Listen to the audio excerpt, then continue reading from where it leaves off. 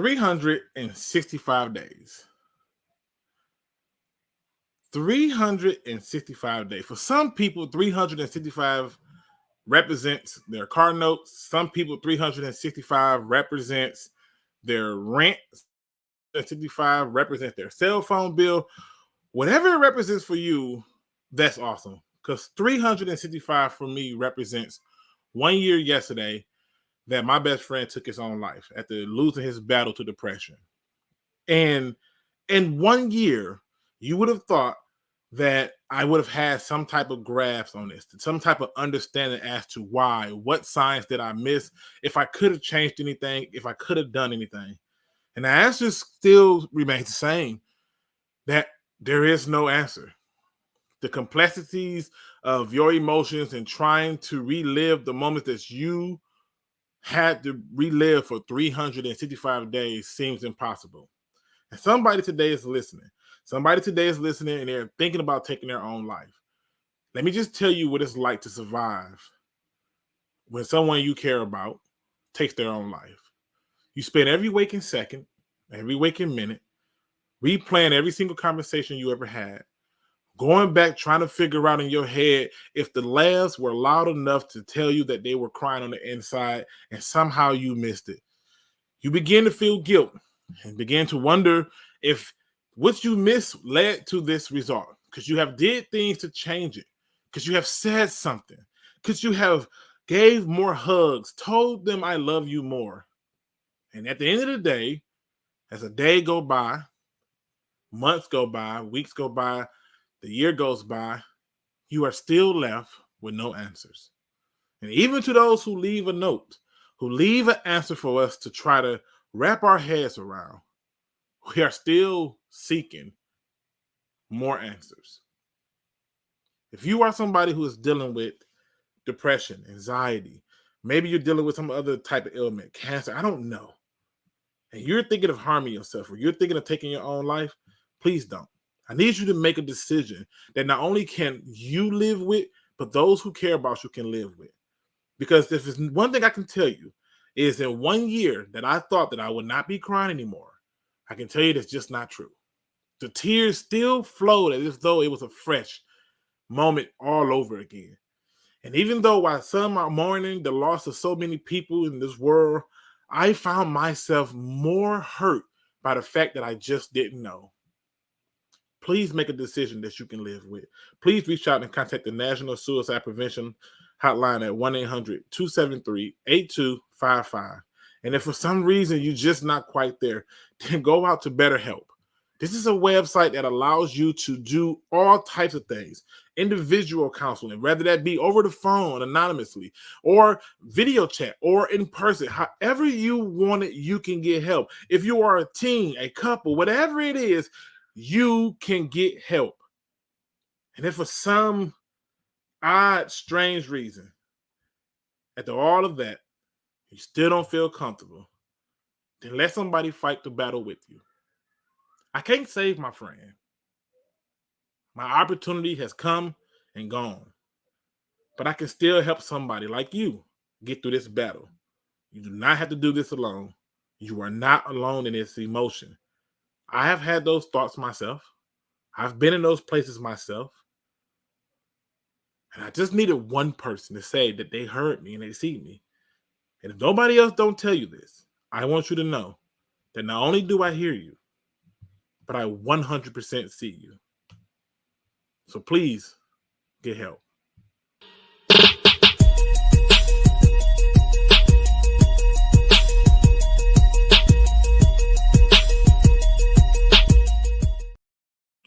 What's going on, Pride Nation, and welcome back to another Field Review podcast show. It's been a long time, and I absolutely love this damn photo. The gold-plated line. I feel like we can do something with this, like a retro jersey or something. But if you are wondering what's going on here, I am not alone today. I am with another co-host, somebody who has nothing but time on his hand to tell me, Luke, shut the hell up, you're wrong. I enjoy every bit of it, and then at times I just ask myself, why me?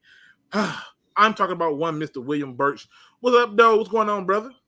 Nothing much. How about yourself, Luke? Hey, listen, I'm here, man, living the best life, and it's a good day. It's an exciting day. I get to talk to some Detroit Lions. They couldn't hold me over at work or mandate me. It was a beautiful day. They got all the time they could get out of me, and they had to unleash me today. So I'm feeling good. We have a lot to talk about, some topics that may seem a little bit dated to many of you, but I think they still hold relevance to what the Lions are doing, and some topics that maybe y'all didn't know about. But before we go any further, I want to send my prayers, thoughts, and condolences to those who lost their lives in all the senseless acts of violence. It wasn't just the school shootings that amounted to a lot this year. It wasn't just the racial shootings at the grocery store or the shootings at the church. It wasn't just the shootings themselves. It was so many other things that happened where somebody just lost somebody who didn't wake up this morning. Somebody didn't get a chance to say goodbye to somebody who was battling cancer. To all of you who have lost someone on Memorial Day, as you celebrated those soldiers who made the ultimate sacrifice for us to have these freedoms, I want you to also take that moment to celebrate those who you had the pleasure and the honor of saying were your mother, your father, your brother, your cousin, your friend, your sister, your grandma, your grandfather, your uncle, your auntie, your co-host, whoever those people are. Take that moment in and just simply hold them to your heart as possible, as strong as possible. Now, let's see who's in the building, William. We got my man, One Funky Lion, Looney Tune Chrome, Forbidden Knowledge, First Black Man on the Net, Midwest Lion, Dr. Pepperoni. We got Ebby and Jimmy 23, Craig Bevins, Curt Steele in the building. What up, though, family? Bulgaria's 1991 Matt Stagg, Game Day Express. We got Q in the building. TikTok. Let me see, Minot. How do I say this? I probably botched this damn name. I always botch these names. I've been getting better at it, but damn it, I'm working on it.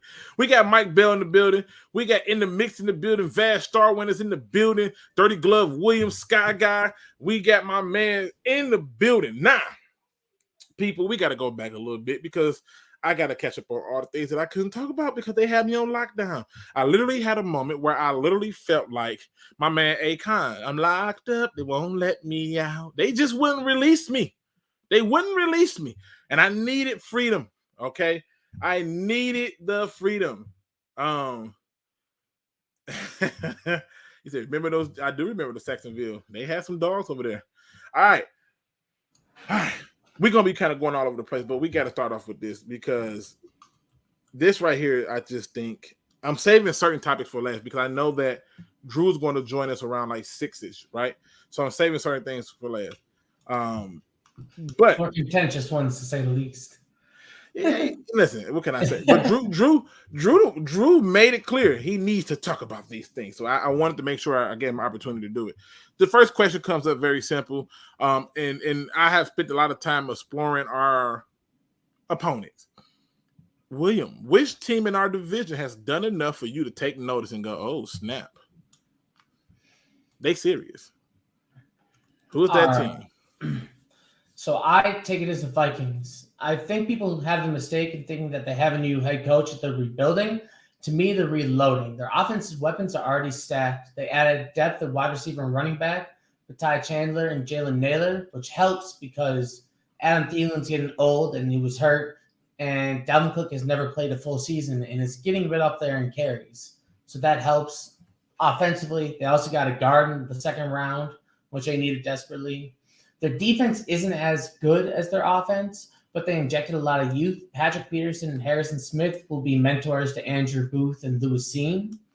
They got all right linebackers, a few young guys with Chaz Surratt and Brian Asamoah, but Eric Kendricks, and I believe they got another one. I don't know their other linebacker, but they're both going to be tutoring them and kind of ushering in the new wave.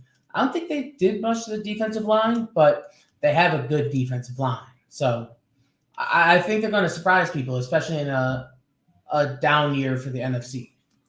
Yeah, I walked away feeling the same thing about the Vikings, where I felt like, you know what, if there's a team that got my attention, it was definitely them. I know that the narrative is oh, we robbed them in this trade, but after checking out what I saw and how their thought process was and just kind of really following them to read the articles and stuff like that, it was clear that they are more than happy about what they got in that trade and do not feel like they've been robbed. And when I look at what they did with what they got in that trade, it's clear to me that they was not robbed. The thing that they did that scared me the most was they basically looked at their problems and said, hey, we can fix it this year. And to me, to have a team that many people are saying are rebuilding, it comes off to me as if though that this doesn't feel or look like a rebuild going on in Minnesota. It looks like they are really just, like you said, loading up, adding people. I mean, to go out and get Zadarius Smith, I think it's an underrated signing. And stuff. They definitely went out and added more talent where they lost talent at the linebacker position. Now you got two safeties back there, where most teams only got one. Yes, that was a low-key dig at the Lions. Thank you. So excited for Elliott. But the reality is this team looks like they'll be all right. They even added a running back, if I'm not mistaken, right? Oh, you muted, William. All I saw was your lips moving. I'm like, he minding over here. But yeah, they added a running back, and I was like, why did they do that? But then the more I looked at it, I'm like, oh, okay. I mean, and Ty Chandler is nice. He's really fast, balled out at the Shrine Bowl. I mean, like, a lot of people had him as a low-key, like, underdog sleeper. Plus, when I look at the other teams in the division, you know, I get worried because even the Bears, I thought the Bears had a quiet, sneaky movement going on with them where you can say, okay, what's going on with this? But overall, yeah, I walked away saying that them damn Vikings made me nervous. And it brings me to this next question. It says, easy to meet the demands of matchup one funky. Oh, okay. It says, is this the Vikings channel? I must hit the wrong button. No, but I believe that you must know your enemy. And so the question that was asked was, which team in our division has done enough for you to take notice? And to me, it's Minnesota. They're the team that done enough. I thought with the number of pieces that they lost that they were going to be real rough started. But given the fact of when we played them, and what they did to add talent, yeah, I see them, right? But this brings me to the next question, which is, what is your favorite draft pick from the teams in our division? And I want you to give me your favorite draft pick from the Bears, the Vikings, and the Packers. All right. I'll start with the Packers. Romeo Doubs, wide receiver out of Nevada. I scouted him when game planning against them for the Quick Lane Bowl. For who's that again? I'm sorry. Romeo Doubs. They got a receiver in the 4th round. You talking about for the Bears? For the Packers. Sorry. The Packers. The Packers first. He's a fast deep threat, and that's what tells me what they want to do on offense. Because they got Christian Watson, Romeo Doubs, both extreme deep threats. So to me, they're going to be more Jimmy G-ish than last year. So they're going to do more hard run, more play action, deep shots. Like that's how I interpret it after they got this pick. It kind of, to me, shows their hand of what they want to do offensively. Okay. And who do you have for your favorite pick with the Bears? For the Bears, Jaquan Brisker. I think he's a really solid player. Matt Eberflus probably was like, hey, I know we got Justin Fields over there, but I'm a defensive guy. I want a defense. He got Eddie Jackson too, right? So you got Eddie Jackson, and then you add Jaquan Brisker. Yeah, get a nice, strong safety to go complement your because Eddie Jackson's basically just a free safety. But so he'll fit in well. But to me, it's also a plus for us because it doesn't mean they have anything added to the offense. No wide receiver, no alignment in the 2nd round. So it's a win-win for both their building blocks for the future for their defense, but also for us present because they can't score.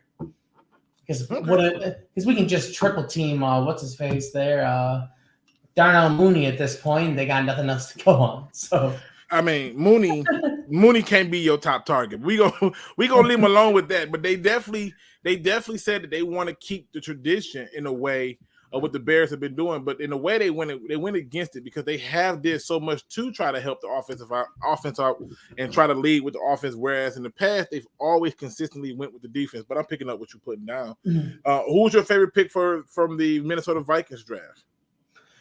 For Vikings, Ty Chandler, I said a few of the reasons before. Dalvin Cook is getting up there in touches. I think he's on his 6th, 7th year, which doesn't bode well for, unless you're Frank Gore, it doesn't bode well for running backs.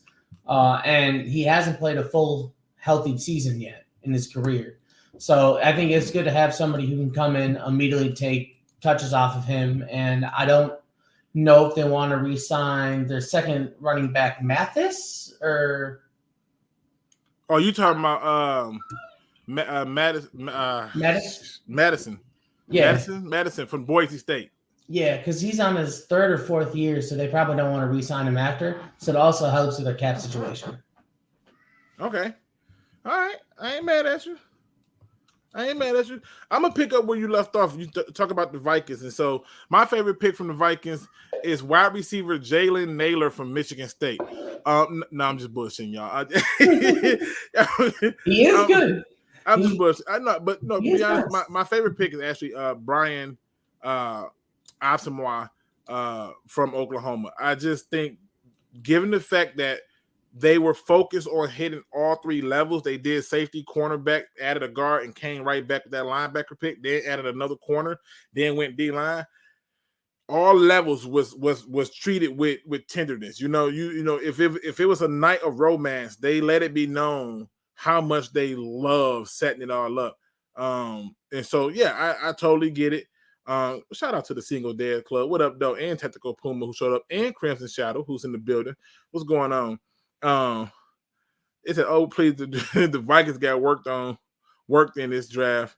It says how I don't know how they got worked. But to me, adding him to me helps solidify what they're going to do with their defense, because I think they're doing a little bit of a change up on their defense as well, where we should be seeing some people rushing more often than usual. That's why they're going to a 3-4. Shout out to my man Adam. He says, I missed you. I missed you too when you were sick, man. I was like, damn it. They got him. Shout out to you, sir. But yeah, I fell in love. I fell in love with the fact that they added that guy, the fact that they're going to a 3-4. You still got Darius Smith on one side, you still got Hunter on the other, and then you can still turn around and hit you in the mouth. So I thought that was it. My favorite pick from the Bears. Now, originally, I thought I was going to fall in love with the safety, but then there was another pick that truly, in my opinion, stood out to me. That was, what's the word I want to use for it? It was telling. And it was edge rusher Dominique Robinson. And I'll explain to you why. So I'm looking at this Bears team, who I expect not to be good, right? And I don't expect for Dominique Robinson to come in and be like this game changer, right? But what Dominique Robinson can do is Dominique Robinson has the ability to get after players. I think if you just tell him, hey, this is a passing down, pin your ears back, go get him, I think he would be able to get that done. I think he'll be able to fully invest himself and say, you know what? I got this. I can do this. And to me, I could be wrong, he reminds me a lot of Cliff Averill. And so I just like the pick. I thought that it was a good pickup for them, something that they definitely needed. They lost a lot of key pieces on defense, and that was cool with me. My favorite pick when it came to the Packers was Wyatt, the D tackle out of Georgia. He, to me, every time I watch a Georgia game, he jumped off the screen. I know everybody was in love with Jordan Davis, but I just remember number 88. I remember him like, yo, this dude is literally disruptive. And I enjoyed every bit of it. And that's my favorite pick for them, because I can see him being like that Mike Daniels hybrid type player playing in their defense, and it's exciting. But those are the people that I personally fell in love with, could not be more happy about, and feeling good about it.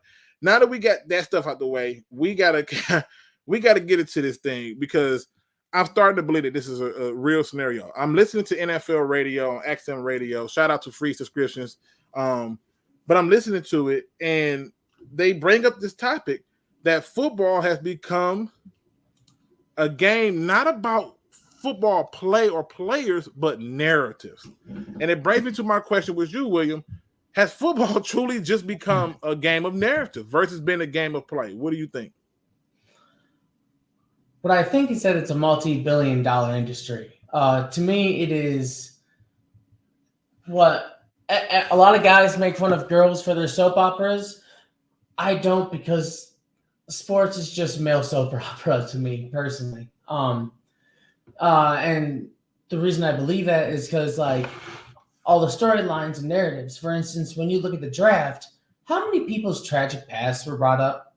I know, right? Like, they had no reason for man, or like when they said Najee Harris slept on the facility floors, and he came out was like, "What are you talking about?" Like, to me, some of that type of stuff is stupid, but like, it's a multi-billion-dollar industry that they're trying to expand nationwide or worldwide. So to me, it has to have narratives. Like, for instance, when Sean McVay was coming up, the 2017 or 2018, whichever one he made to the Super Bowl, and it was the young hot coach and the resurgence of Jared Goff, Todd Gurley hitting the apex of his career, and he's flying up and up and up. And I think it helps to have those type of narratives to keep everyone engaged. So, but I do think it has always kind of had and always will be narrative driven, but the narratives are based off the play on the field, personally. But you know what's funny though? When they was talking about this, they were saying that they were starting to see a trend or at least a pattern where, you know, it's about the narratives. And so they did use the example of Kirk Cousins. And they was like, Kirk Cousins was out here balling. You got people like Aaron Rodgers saying, look, Kirk Cousins has been balling. I don't know what these fans and everybody in the media is talking about. He's been balling. And the narrative is that he can't carry a team. He's not the answer. He's the problem. He's getting that Stafford treatment right now. I totally get it. But the reality is to me, I do think it's become a game of narrative. I do think that the narratives are now lining up. In fact, I've talked to some people who sports bet, and they are like really making money because they said they pay attention to the narratives. And I was like, what do you mean? And he breaks it down to me and tells me, hey, he was like, they had this whole thing about can Lamar Jackson run his way to the end zone. He said the minute they said that, he knew don't bet on Lamar Jackson against the Lions. And I said, what? Because they said that? He said, yeah. Sure enough, Lions was tagging his ass, right? they was touching him. And the reality is I do think that it's come down to narratives. The way that the narratives are being pushed in the media and by the NFL to suit their purposes in the games is changing how people view players. It's changing how people view positions. It's changing how people view the way that football is done. It's a narrative-driven thing. And then another example that was provided to me was when they talked about how they're getting to reality TV shows. And they were saying, like, look at TV shows like Hard Knocks or All or Nothing. Like, these are things that they say enhance the player immersions into the game. But when you look at it, they are designed with narrative. They always find the most worst downtrodden people with the most to gain. Like, the Corey Coleman. Oh my God. Oh my Lord. Going off about how his shoe collection, after showing his shoe collection for 15 minutes, having him walk into Jackson's office, asking for a trade and getting cut within 3 minutes of each other was absolutely hilarious. Again, they are finding ways to push these narratives, and it's amazing to me. So I get it. It's if they missed on the players, though. If they miss on the players, though, shit, it happens. But that trade was phenomenal. Yeah, but we're not taking players to miss. We can't. You know, Adam. We don't want to miss on anything. And shout out to my people over here. 2 guys in the podcast. He says, "How much coaching do you think the Lions would do for the team and staff preparing for Hard Knocks?" I think you're going to get a generic down version. I think they have a script and they're going to stick to their script. And I think again, it aids itself into the idea of narratives. Not to mention, I watched the free agency process and it was all narrative driven. I mean, the draft process was really bad. I've never seen so many anonymous insiders. That's where I'm gonna use anonymous insiders who got an insight that this person is this and this person. It was all baloney. It was all baloney. bologna with no ketchup, no mustard, no nothing. It wasn't even had no bread. The red string was all, it was just dry bologna. And they don't want to talk about it, but the NFL is driving itself almost in a way like WWE, almost like a soap opera, where it's so many narratives that like, how many times do a person got to get a chance to make millions and you want me to feel sorry for them? Like, seriously, I ain't never heard a person feel sorry for my black ass when I got a promotion at work. Like, yeah, I feel so bad for you. Yeah, tell me how hard it was. I've never had that happen, and it happens in a way in sports, not just football, where it's crazy. Someone say cash up. Yeah, I said it, but that don't mean I like it though, Crimson. I see what you did there, but that don't mean I like it. So I just think that it's this narrative based. But go ahead, William. I think because I kind of interpreted that differently. Because I thought it was how much coaching do you think they'll do? I thought it was more like how much will they prep the team and staff for Hard Knocks to like interact? And it's gonna be super prepped. If I'm the coaching staff, I'm making sure all the players know everything. Bro, the Seattle Seahawks are already taking entire coaching staff-wide German lessons for the game they're going to have in 2024. That's crazy. Like, it's wild. Crazy. That's crazy. Maybe they're playing this year? No, they have a German game this year, right? You know what? I don't remember who if they're playing overseas or not, because I didn't look at the whole schedule as a whole. I just kind of focused on the NFC North a little bit, and then I kind of just focused on the Lions realistically. But I don't know. And I'm a Seahawks fan too, so I haven't even looked at the Seahawks schedule yet. You know why? Because I don't expect them to do anything. I don't expect them to be good. I expect them to be okay. He's sleeping on Drew Lock right now. No, I don't think Drew Lock is the problem. See, here's the thing. I don't think Drew Lock is the problem. I worry that they won't let Walker run the ball enough.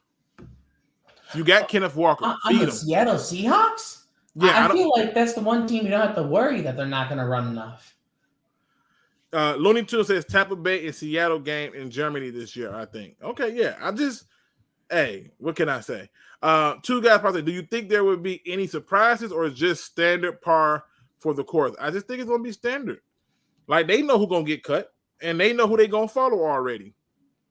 They're going to follow the people who are more likely to get cut. I think there might be more focus on the head coach because, let's call it what it is. Dan Campbell is an electric guy. Like, he's going to get more heads turned his way, and I think it's going to help bring more national media attention to the Lions, just in general. Like, whether that's good or bad, it's going to happen. Well, if they do go in that route, I can see it, but I don't think that's the story because we already know that he's going to say what he wants in media any damn way. So, it's no reason to hide it.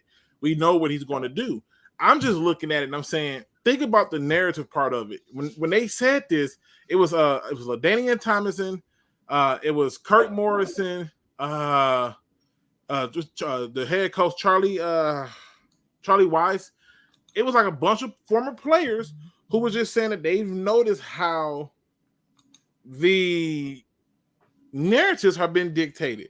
And a lot of people are getting exhausted they're getting exhausted with this narrative of let's talk about the hardship. And then what happened was there's a video on YouTube that I saw not too long ago where he noticed that it only happens with a certain group of players. It doesn't happen with all players.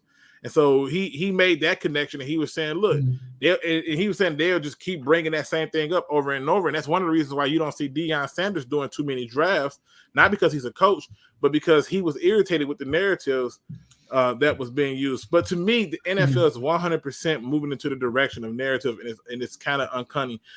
Any undrafted free agents you like? Quite a few. One of my favorite ones was the Auburn linebacker, Zacoby McClain. I think that's how you pronounce his name, from Auburn. He landed with the Ravens, right? I could have swore it was the Ravens. I thought it was the Ravens. I thought it was either the Ravens. It was either the Ravens or another team that had a good defense, like Pittsburgh or something. I couldn't remember what it was, but he was one of the ones that I was like, God, he went undrafted. Shocking. Like, did not see that coming. So it's one of the things. Is there any undrafted free agent you like, Will? So I'm going to give you two. On the Lions, one, Khalil Pimpleton. He was I believe, 5'9", 5'10" wide receiver out of Central Michigan. He's from Central Michigan and small. That's why not many people talked about him. But he is a legit 4-4 guy who can play in the slot, get deep. He can go on jet motions, be more of a gadget player as well. I think he's going to be an interesting piece that if we can contain him on the practice squad, he might edge out Khalif Raymond the year after. Okay. Which I think would be a good upgrade. That's also cheaper. But the other one is from my Western Michigan, Ali Fayyad. He went to the Eagles the first day he stepped on the field with the Eagles. I'm sitting there with our defensive coordinator. He gets a call from the defensive coach there, their D-line coach, and he's like, how the hell did no one see this kid? Everyone's like, this kid is wild. I know. Now he was on our visit list. He visited with the Lions twice. Oh yeah. Yeah. I love Ali. Ali is that type of. He's got that Joe Burrow swagger where he won't talk shit. He won't go out of his way, but it's just a hell of a quiet confidence where he knows he's a dog, so he don't need a bark. No, I mean, I think he's going to be great in the league. I ain't mad at you. I love him. I ain't mad at you. I think you can look for some of them players to be protected players on practice squad. We'll see how that works. Shout out to my man Anthony from Roar Alliance UK. Shout out to him, and shout out to B for real, who says, what up though, and let's get those lights up, ladies and gentlemen. Please appreciate it, B, for coming through and doing that love. Also, Looney Tunes, too soon, my man. That hurts. That hurts. He did that to us 2 years in a row. He wanted you to know that he saw it. That hurts. Now we got to get into this. Because again, this is what happened when you are researching other people's teams and you're seeing things, and I'm like, I never thought about this. This question was hard as hell for me. I struggled with this question. I tried to answer this question open and honestly, and I literally walked away with no real answer. So I'm going to give you my best guess. This question is very clear. Not who you think. I'm going to say this again. Not who you think, but who is the Lions' impact player on defense? Not who you think it's going to be. Who is the Lions' impact player on defense? I struggle with this question. William, what do you think? And you're more talking about the guy. When the first day offense goes, okay, this is the guy we're highlighting in a gold jersey to worry the fuck out of. I look at it like this. Impact guy for me, identified as the guy that the other team comes into the game and say, hey, we need to watch this guy, or hey, he's the guy we got to stop. Who's that guy on the Lions? I'm not going to go with a rookie, just because even if you can game plan around them, I don't want to get into the debate of how they're going to translate to our system. So I want to go with somebody who is established, and that would be Amani Oruwariye. The second half of the season, I don't think he let anybody have above an 80 QBR. In my mind. So Amani had a great back half of the season, but the back half of the season, let me pull it up real quick. The only thing I worry about is that in that back half, where that streak started was against Pittsburgh, Cleveland, Chicago, Minnesota, Denver, Arizona. So Arizona, Cleveland were the only two teams that really had, and I guess Minnesota, but those may be the three teams that had decent targets to pull from. But, passing offenses. But I think Amani could continue his trajectory and end up becoming at minimum, high-end number 2 corner in the league. This shit was hard for me. I still don't know the answer to this. And the truth is, when I look at this team, I don't think there's a player that I go into saying that I got to stop on defense. Offense, I can name a bunch of freaking people. Defense, fucking it's hard. I can't say Levi. I can't say Aline. I can't say Amani. I can't say Okuda. Who is the guy that they account for? I can't say. And so that tells me as a collective group, we have to be the sum of ourselves. We have to be dope as a group because I can't think of the guy that I walk into saying I got to stop. If you go to the NFC North and you just go through each roster on their defense, there's a guy that you can name on those other teams that you're like, oh, we got to stop that guy. And I can't say that for our own team. And that's what scares me. Who can you do it on who's your name for the Bears? Who's the guy I got to stop on the Bears? Yeah. Roquan Smith. Okay, that's fair. I thought you would go more Jamin Johnson. No, because this is what I'm saying. When I watched us playing the Bears, every time a running back was finna take the hell off, he snatched him up. It's like the goddamn fucking pit viper. What the hell? Every time somebody's getting ready to take off, it was happening. I don't know who's the guy that you need to account for. And it scares me because I know that as a group, we can be great. As a group, we can be phenomenal. But I don't have the guy. And again, the season hasn't played yet. I know that there's still time for people to establish themselves as the guy, right? But right now, going into the season, looking at it, and the reason I brought this question up is because NFL radio, ironically, especially in the early morning time, has some good-ass topics. And I'm like, I never even thought about that. I don't know. I can't say Amani because Amani can be neutralized by throwing away from him, right? And you do that with just about any player, so I can neutralize that player. But we don't have this guy that teams come into saying we got to stop. He's the guy you want your focus to be on, right? And that to me is disturbing. If you're looking for that, Georgia already had to do that with Aiden Hutchinson. Their entire offensive game plan was to neutralize Aiden Hutchinson. So he's already demonstrated that at minimum at the collegiate level. Right, so but that's college though. We talking about the pro game now. It was a college program that had like 14 NFL players on it. I totally get that, but we here now. like I want you to be clear. I also can show you a Vernon Ghostin who did some things at the collegiate level and it didn't pan out. I'm just saying we here now. I don't know if there's that guy on defense. Not offense is too easy. Offense, you can name a bunch of people that could be the impact guy, and you won't be wrong. You can say it's TJ. You can say it's St. Brown. You can say it's DeAndre Swift. You can say it's the rookie receiver Williams or whatever. You can say that. I can't say that for defense, and that's the part that's disturbing me. If you were forced to pick one. If you were forced to pick a player that like you think is the best on our defense, who would it be? If I was forced gun to my head,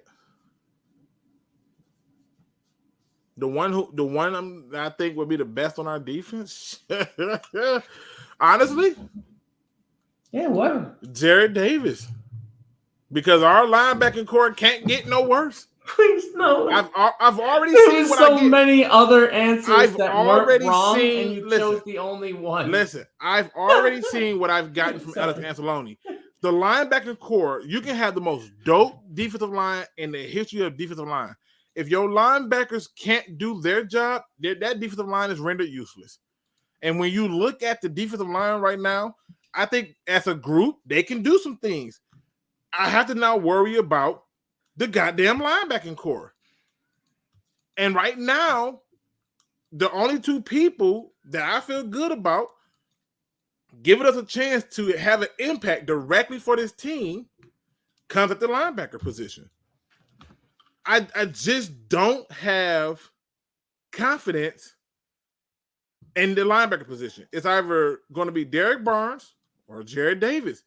And I think Jared Davis can truly have an impact for our linebacking group because right now our linebacking group is not there. Like I know Adam is like, what the fuck? Like I get it, but just ask yourself right now, how much impact are you going to get from Deshaun Elliott and Tracy Walker? How much impact are you going to get from Hughes and Amani?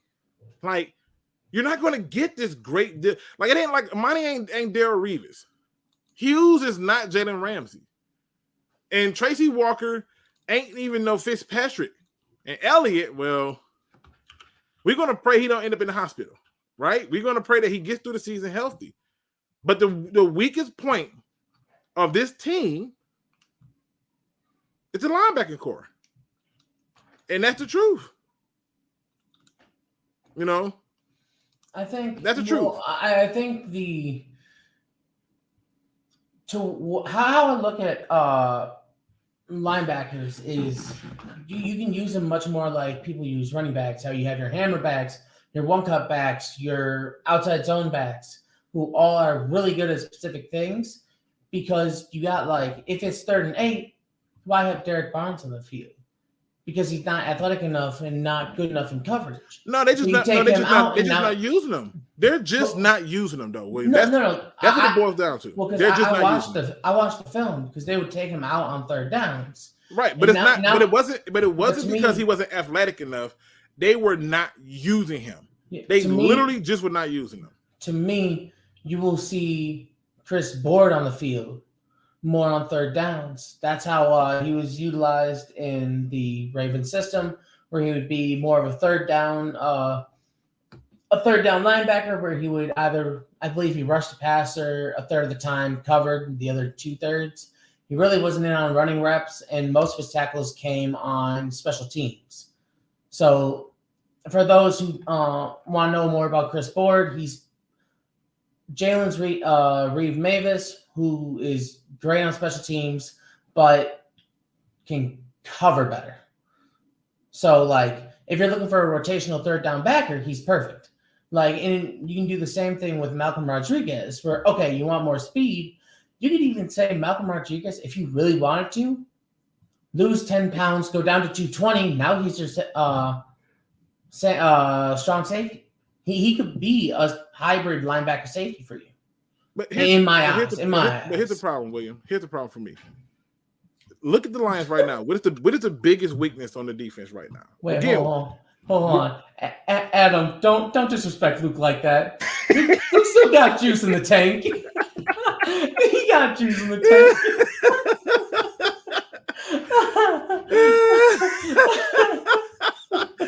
Hey, it's been a while since I played linebacker, but he said, "Hey, I'll take Luke over Davis." Listen, by the way, Adam, I shot you a link to your Twitter, so you can come in and yell at me.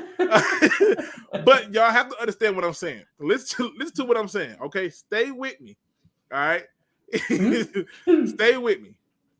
The question was, who's the impact player, right? That they're going to have to come in and account for and do things for, right? And I could not name anybody. I really could not. But he said if I was forced, gun to the head, I then took the idea of saying, who gives us more impact on that roster? It has to come from the linebacker, because that is still the biggest hole on this defense. And if our linebacker play is not there, if our linebacker play is not happening, I don't care what that D-line is doing. I don't care how dope the D-line is. It doesn't make a difference. Your linebackers need to be a part of it. And I know boy, I tell you, Adam is a goddamn character, ladies and gentlemen. Adam has joined the show. I gotta show y'all this. Look what Adam put for this damn man. I'm feeling spiteful today. Adam, first of all, good to see you, sir. Hope you're feeling better. I take it that you are fully recovered. Yeah, I'm good. I'm much better. Dude, yeah. I don't know if you had it how I had it, but I went through a plethora of symptoms, including feeling like I got beat up by a gang of people. Like my body felt like somebody just stumped me out. It was terrible. But I'm happy to hear that you're feeling much better. So now, go ahead and chew me out. But before you do, understand my perspective, okay? If a gun to my head, nobody's going to have a greater impact than what their linebackers do for this team, because that is still the biggest hole for us. That is still the biggest problem for us. If our linebackers can't fill gaps, I don't care what the D-line is doing, it ain't popping. right? And when you look at the most successful teams, the 49ers and stuff, their linebackers have won them a lot of games. The Ravens linebackers have won them a lot of games. The Buccaneers linebackers have won them a lot of games. There's a lot of teams who linebackers have won them games, including Minnesota and the Vikings. So my question to you is this. If you're looking at this team right now, let's go to the original question. Who is that player, that impact player for the Lions on the defense? I don't think you have an X factor player on defense just yet. If I had to give a guess on who I think it could be, I would say Aiden Hutchinson for sure. The second person, I would say, I don't know how I feel about Amani, but he had a damn good season last year. But, this is a big year for him. This is a very important year for him, actually. Okay. Outside of that, Josh Pascal, second-round pick. I'm not putting that kind of expectation on him. Aleem McNeil, Levi, they didn't show anything special last year, so you can't say any of them. Okuda coming off another injury. Not going to mention him in this conversation. Tracy Walker, good safety, but let's be real, the safety position doesn't have that much impact in terms of the win-loss column. It's important, but it's probably 5th, 6th, 7th on the list in terms of positions. So on defense, you'd have to go with an edge rusher. It has to be Aiden, but he's a rookie. And now if he comes out and gets you 12, 13 sacks, nobody will be happier than me. But I just think that's extremely, extremely unlikely. Yeah, I think 13 is not being realistic. But keep in mind, even you having a hard time too. But don't that fucking tell me impact Jared player. Davis, man. I'm trying to keep my fucking mouth under control but right keep now. it into tell me Jared Davis. Adam, put it in context. Are you kidding me? I don't want to put shit into context. What about our linebackers, Jared though, Davis?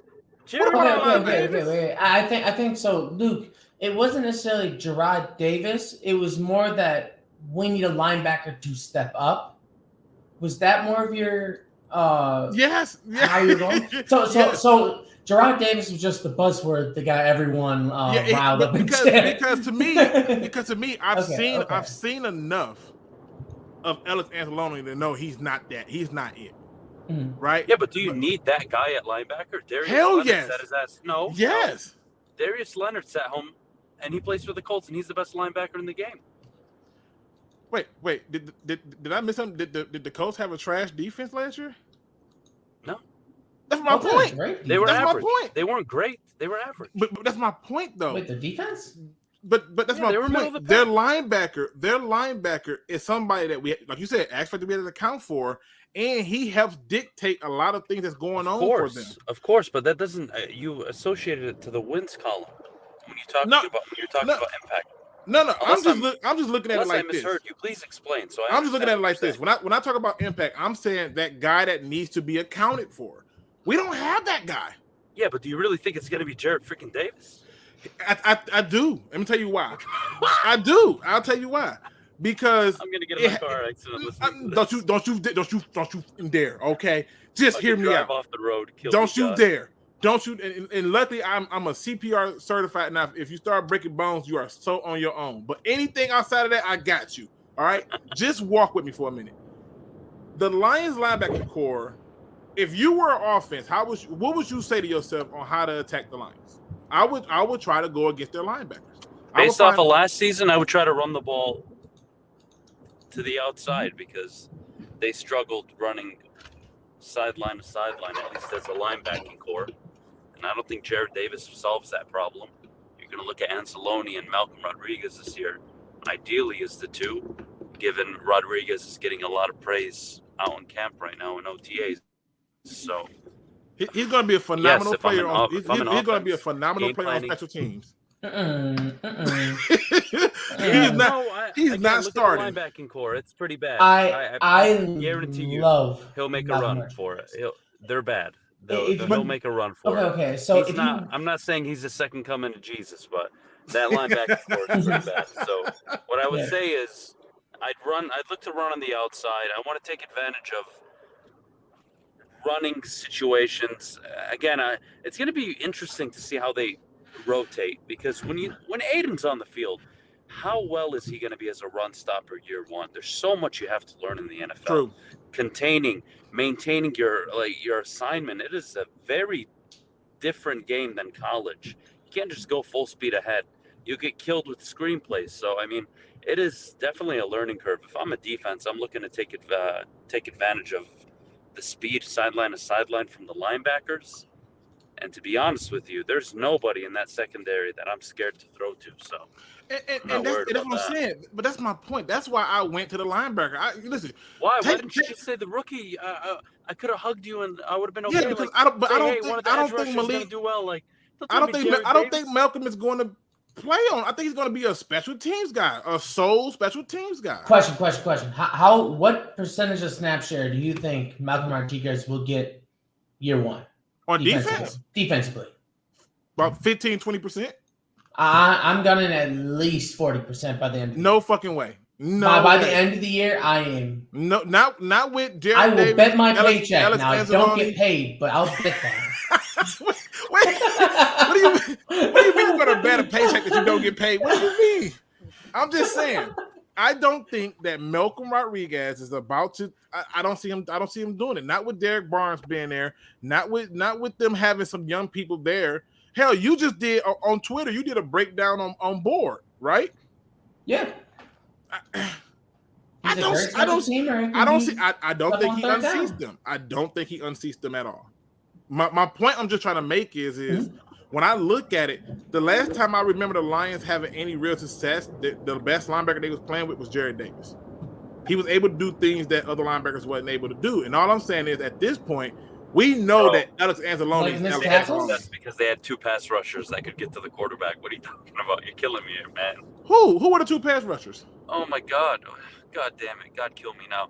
What relative success? When the Lions had success, Cliff Averill, Ezekiel Elliott were on the edges. Not because of Jared Davis, who spent a majority of his time injured and being shit. I don't think we had Davis when we had No, Ziggy. I know that's my point. You said relative success.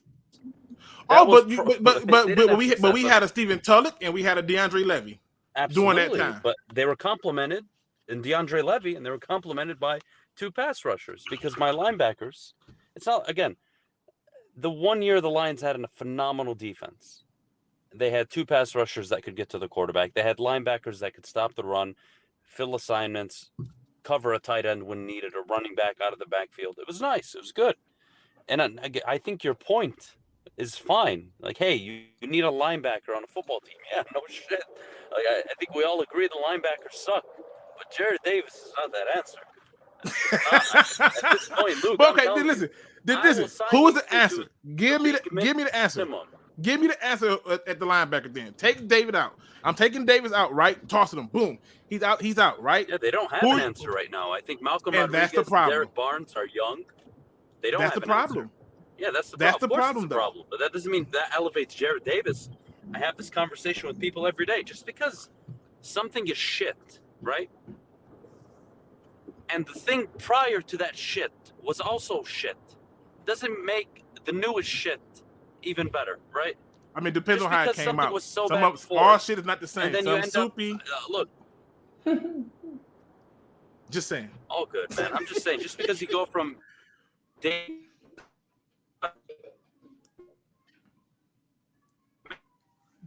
Did I lose Adam? Oh, is that me? Oh no. That's Adam. Adam.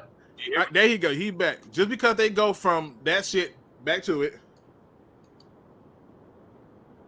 All right, do you hear me now? Yep. We hear you now. Hello? I can hear you. All right, cool. So what I was saying is just because you date a girl and she's a 2 out of 10, and then you date the next one and she's a 4 out of 10, doesn't make the 4 out of 10 that much better. But it does though. 4 is still going to be higher than 2 on every level. They're both shit. They're both shit. You're walking around everywhere like, damn it, I could do better, but I can't. They're both ugly. They're both ugly, and it doesn't make it better. You know, that's the truth, man. Maybe, Luke, if there was a guy instead of taking Pascal, if we took a linebacker in the second round at 46, okay, do you for instance, Troy Anderson, Chad Muma, Leo Chanel, would you have been more all right with our linebacking core and our front seven with that instead of Pascal? Yes, 100%. Because I believe that you can upgrade our linebacking core. Adam can upgrade the linebacking core, and according to Adam, I can upgrade the linebacking core. This is, to me. Oh, you'd start day one, man. I'm just saying, to me, we're trying to figure out those impact players, and to me, the guy that I'm gonna go with is that the position, because that's going to have the biggest upside to having the biggest impact. Is going to come at that position. He's going to stand out if they're performing. How? What's more impactful? Jared Davis being really good, or Aiden Hutchinson being really good? Which one? I'm going to tell you the linebacker is going to be more impactful. And the reason I say that is because I've seen too many times where teams have had the dope pass rusher and didn't have the other linebackers, and it didn't matter. Hello? I think he died out again. No, that was getting good. You're on drugs. You're on drugs. I knew it. Hey, what a hell of a time to cut back in, man. I knew it. He literally cut out and came back with you on drugs. You were a drug addict. I knew it. I knew it this whole time. Are you saying so? The whole time you knew I was smoking something. I was high as Darius Leonard or TJ Watt in their prime. Right now. Who are you taking for to start your team? I'm taking Darius Leonard. Tell me Darius Leonard. I swear to God, I'm hanging up. I just told you Darius Leonard. I'm being honest. Look, Adam, I'm being honest. Man, you're crazy. Luke, I love you. I love you. You're fucking crazy. You're on drugs. You got to understand, Adam. Listen. Text me. You got to understand. Text me your address. I'm going to come pick you up, and I'm taking you to rehab.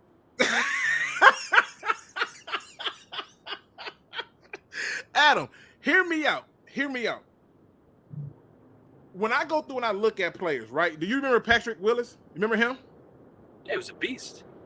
Okay. Patrick Willis had so much impact for the team that it was not normal. And that's how I view the impact for it. You can have all the dope pass rushers. Yeah, but Jared Davis isn't Patrick Willis, man. Patrick Willis. I'm not saying it. Listen, I've already said to the point you can toss him out. I just think at this point, our linebackers are sucky. And I think at this point, I can make the argument that Jared Davis is probably our best linebacker, and that's not saying much. But that's my whole position to say that, yeah, we're missing that X factor or impact player at that spot. I'm just saying that when you look at who's going to give you more, it's got to come from the linebacker spot because the team has finished bottom 4, bottom 6 in pass rush 7 of the last 8 years. Who was number 1 in pass rush last year?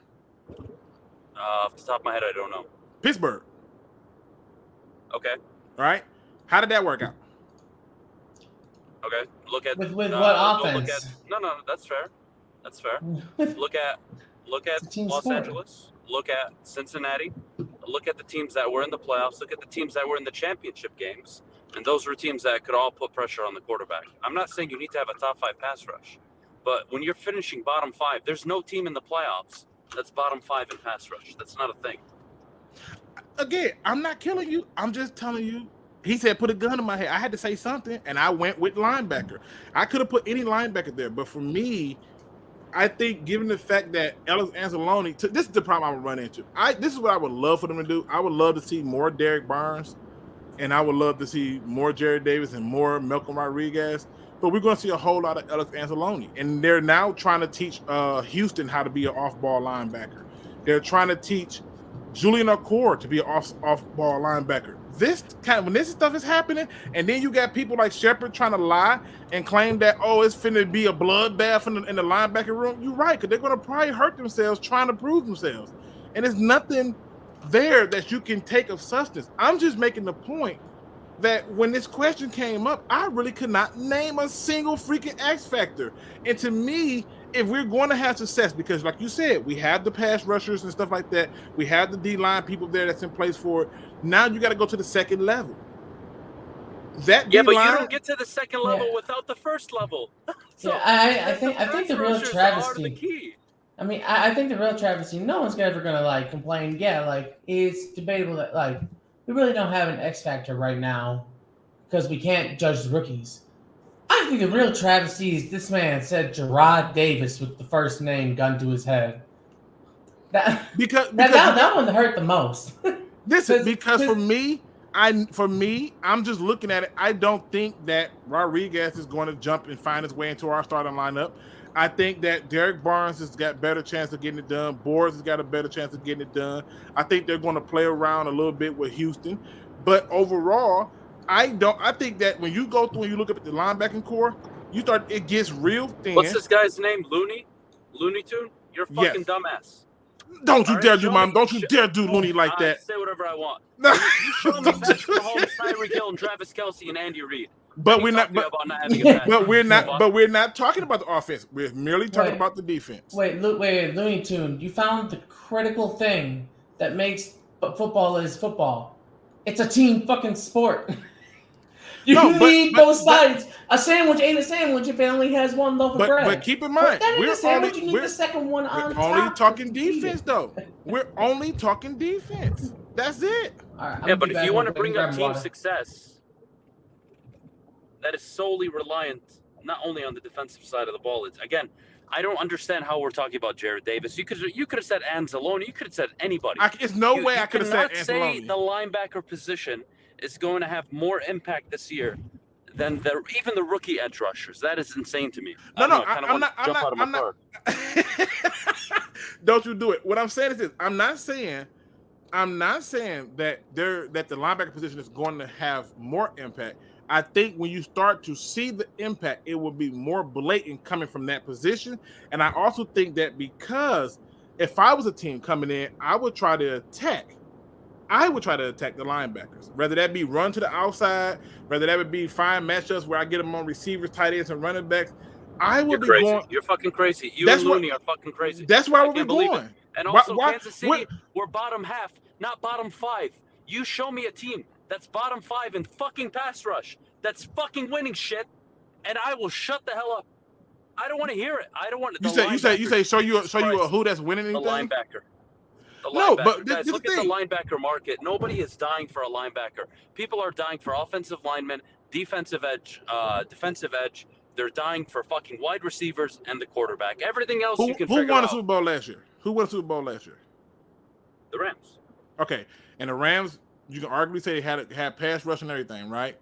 Yes. Okay, and if you look at their linebacking core, how would you grade their linebacking core? Like it's average. Okay, so if you look at the Lions linebacker core, what would you grade it as? Manure. That's totally not the response I was expecting, but I get your point. All I'm saying is this, okay? All I'm saying is this. I again, he said gun to the head. I just don't. I get it, but Jesus Christ, I just don't pick anything else. What are you doing? Would you have to pick Alex Anzalone for real? For real? No, I wouldn't have picked a linebacker at all. I know you wouldn't have, but that's what I'm saying. I think that in order for it to work, and again, it could be biases from me being a former linebacker, but I just look at all the teams who do have success. They have linebackers or 8 linebackers that can get things done, and it's been that way for years. Like that's what it's been. And for me, think about the linebacker position like the running back position. Remember back in the 70s, 80s, 90s. If you had a running back, you were in contention, man. That's how the game was played, right? Right. You want to date back to the early 2000s, Zach Thomas, Brian Urlacher, Ray Lewis. You needed these guys on your team. It was a damn requirement. Why? Because teams were running the ball so damn much. And with teams throwing the ball now, the linebacking position has been diminished. Now, if you have Darius Leonard, you have one of the top guys in the league. That's awesome. Everybody would love to have him. But it's not a requirement anymore. What's required in today's NFL is you need to get the quarterback, you need to give him wide receivers, you need to protect him, and you need to find edge players who can get after the quarterback because it's very difficult to stop offenses. But the teams who are winning playoff games and winning in November, December, January are running the ball. And I think the running back position is still valued. It's just that again, those narratives are being pushed because I don't think so. No, the Titans don't have a quarterback and with a bunch of receivers. They have Derrick Henry. Well, they played the whole season basically without Derrick Henry, and they did just fine, and they locked up the number 1 seed. Because they still ran the ball. No, their defense just played out of its mind, to be honest with you. Don't forget. I actually want to contend against that. The moment Derrick Henry went out of the game, I think they scored 2 games out of the next 9 actually had more than 20 points. All the other games, the Titans were trash. Yeah, they still win 12-5 because they had a great defense. But offensively, they were absolutely garbage. Running the ball is important in November, December, January, but let's be real. And you don't need a feature back. You just need to be able to run on 3rd and short situations. It's not that it's vital. It's the teams that can do it, great. But look at your past Super Bowl champions. You didn't need one of the top 5, top 10 leaders in rushing yards. What you need is a quarterback, a head coach, and a fucking team. And look at Stafford and the Rams last year. They controlled the ball. The defense dominated the Cardinals in the first round. That was an easy win. They dominated through the air and on defense against Tampa Bay until they fumbled 4 straight times. Then Stafford obviously to Cooper Kupp. The rest is history. Same against the Niners. They couldn't run the ball. They couldn't even throw the ball. And when they needed it most, the guy took them down the field and scored. And then you go to the Super Bowl, the same thing. Both teams struggled to run the ball, and it was the quarterbacks that ended up deciding the game, and it was Aaron Donald who saved the Rams from losing a Super Bowl. So, I mean, again, I hear what you're saying, but that's not what we argue. We're arguing the impact on this team directly. Yeah, and I clearly how I mentioned none. At no point did I mention the linebacker position. That's what's killing me. No, I get it. I get what you're saying. You need to look at Harris. You need to look at Aquara. You need to look at Pascal, and you need to look at Hutchinson. And if you do that, I'm all game. I'll shut the hell up. But we're not going to talk about linebackers having more impact than any position on the defensive side of the ball. But we was never saying having more impact. I think when you look at who would have more impact this year? No. The question was what player on the Detroit Lions is the impact player? Who's that guy? Who's that impact player? There isn't one. We agree on that. Right, we agree on that. To bring up and then Williams said, but if I had to put a gun to your head, I was like, yeah, how do you gun to your head? How do you not choose, I don't know, Tracy Walker, Amani Oruwariye? Because to me, Amani, you could have chosen Aleem McNeil. I would have accepted it more than a goddamn linebacker. Yeah, I can't accept Aleem McNeil because I think he's going to be heavily in rotation, and I don't think his impact is going to be felt as much as you would expect it to be. He's not like Warren Sapp. He's going to be working at Kroger in the month. If he is, then we better have somebody to step up. You want to put Derek Barnes there? Fine. You want to put Alex Anzalone there? Fine. But the linebacker needs to be the one to step up in order for this scheme to work. I have a question. Yes. I don't believe so. Okay. So linebacker or edge rusher aside, one person that probably last year going into that season would be seen as probably best player is Romeo Okwara. With how little we've heard of his Achilles pop, especially versus Okudah. We see Okudah posting videos about it, and I know Okwara is more, introverted. He doesn't like showing off his life, but the coaches also don't speak about it a lot.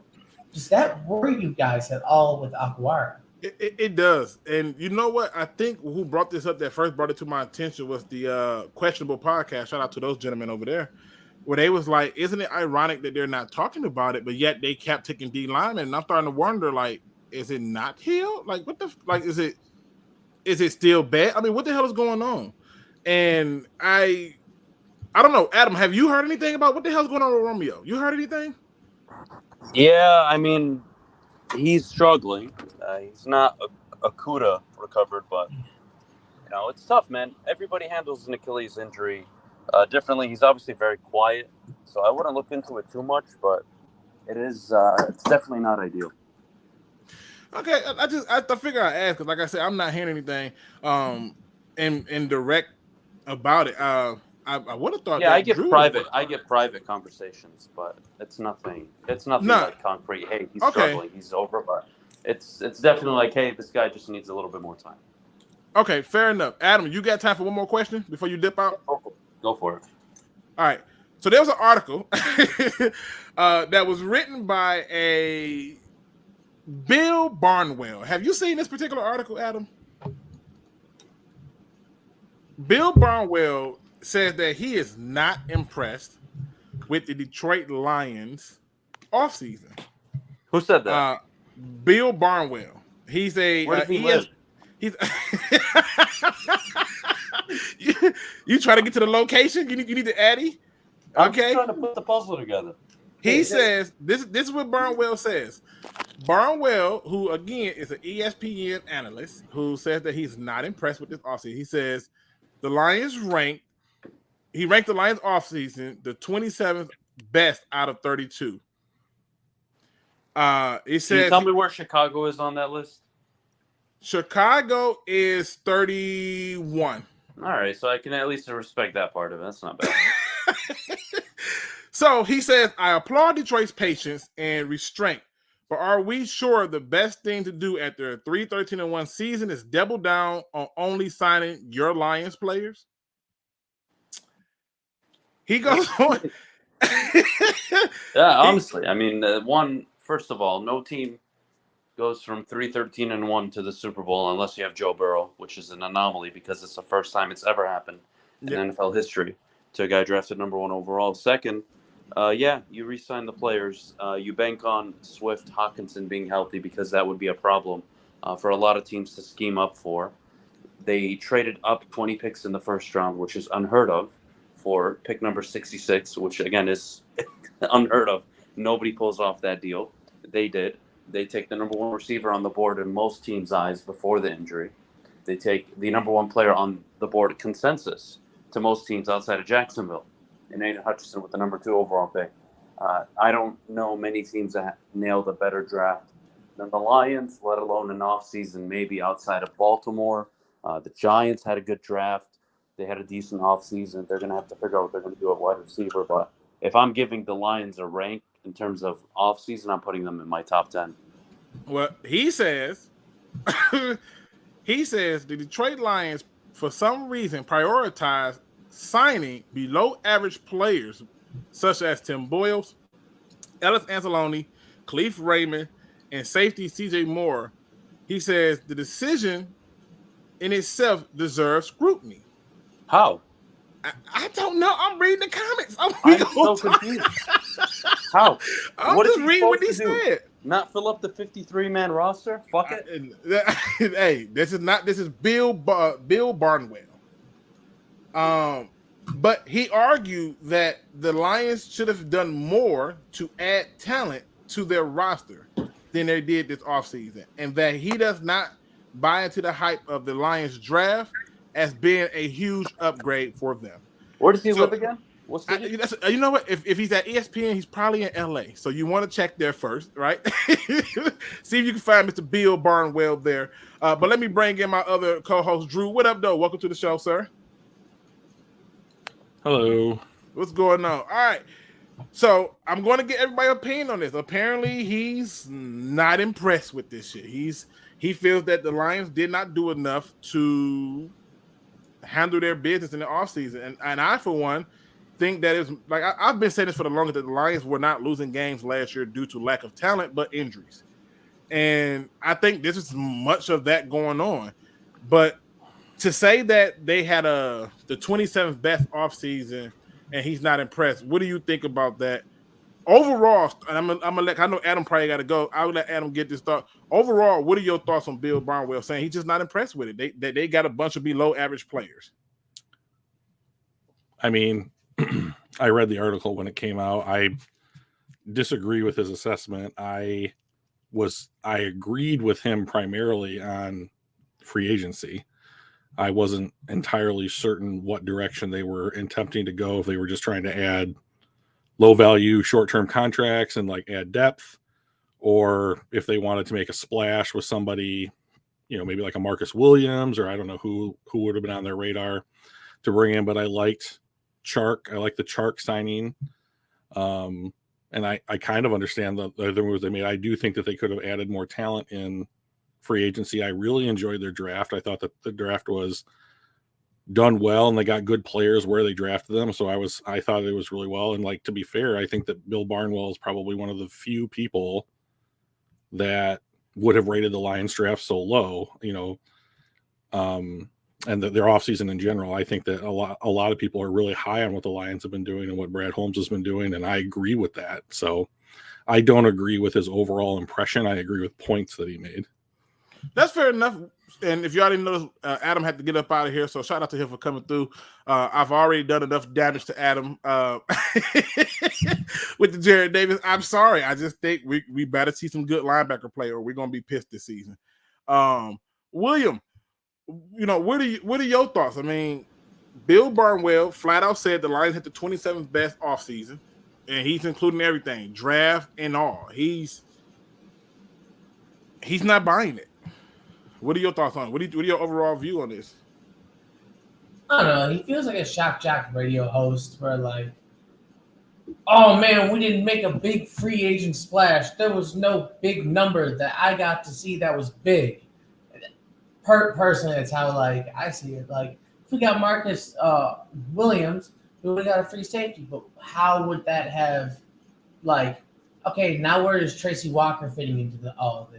Now, okay, we get to Sean Elliott. Okay, now we're doing a three-man roster where I think all of that was I find that shaking questionable.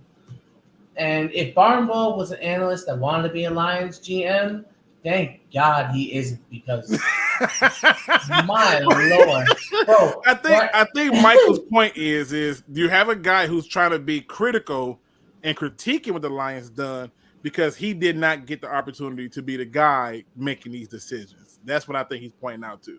He said, but my God, thank God he's not. But if that is true, I cannot remember if he was in the mix for GM or not. But if that is true, it could be a little bit of that backhanded butt hurts sly comment making. I just thought when I read it that I was like, yo, like Drew said, I agree with some points. Damn. I mean, 27th best, that's rough. That's the bottom of the offseason, in my opinion. And I don't think that the Lions had the bottom of the offseason approach. I just don't see that. Rumble, another one of my hosts is in the building. What's going on, Rumble? What's going on, boys? How you doing, Luke? Not much. Rumble, what do you think about Bill Barnwell, who basically said the Lions had the 27th ranked offseason out of 32, and that he's not impressed with what they've done, that they basically signed back a bunch of below average players when they had an opportunity to add real talent? What do you think? Man, I just think it's making headlines. It's making him money. So, of course, he would say that. Of course, he would shit on the Lions. But we all know that we got extremely younger. We purged this. We know we purged this roster. Yeah, we did bring back some guys who showed their ass last year, who showed they wanted to be here. And then we brought back Jared Davis, who, for whatever reason, I think, like you said, I'm agreeing with you. I think we're going to see something special out of him with this defensive staff that we have.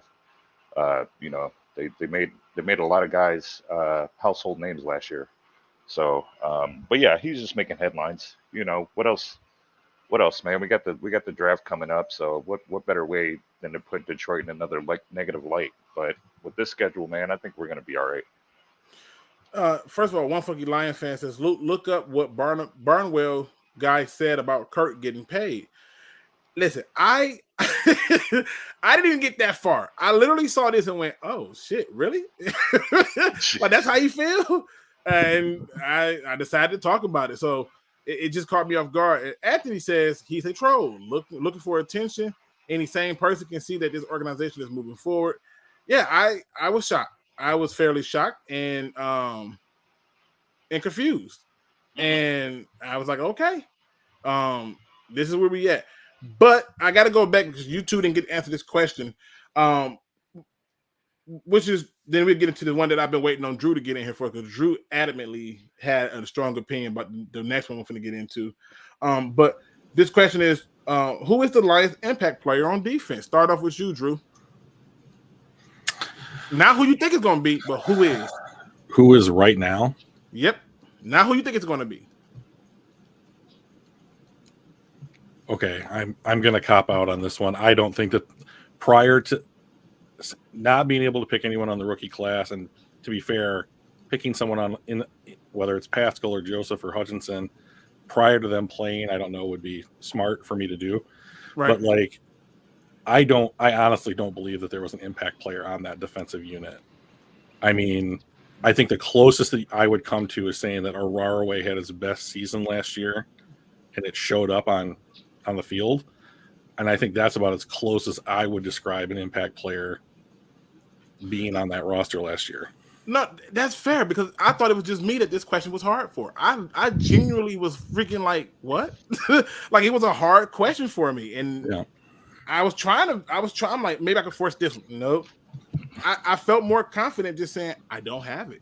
And then, William put a gun to my head, so I had to give one. Rumble, who's the impact player on the Lions defense? Yeah, I'm with you guys. I think there was no outstanding player on defense last year. We just got our asses handed to us constantly. But I think Tracy could be up there because he's one of those guys who have been there through tormentual years. So that would be my guy per se, only because he was given a task and he tried to do it to the best of his abilities. But I can't see anybody. There was no shining beacon of hope on that defense last year, though. No, I mean, that's fair. I hate to be that guy, but that's fair. Here's a question I've been waiting on. I've been sitting on this for a while. This might be old news to some, but I think it was the context he was speaking that truly got my attention. I am talking about one Mr. Joe Burrow. Now, this is the thing. This is what I got. Joe Burrow implies that no one cares about third down sacks.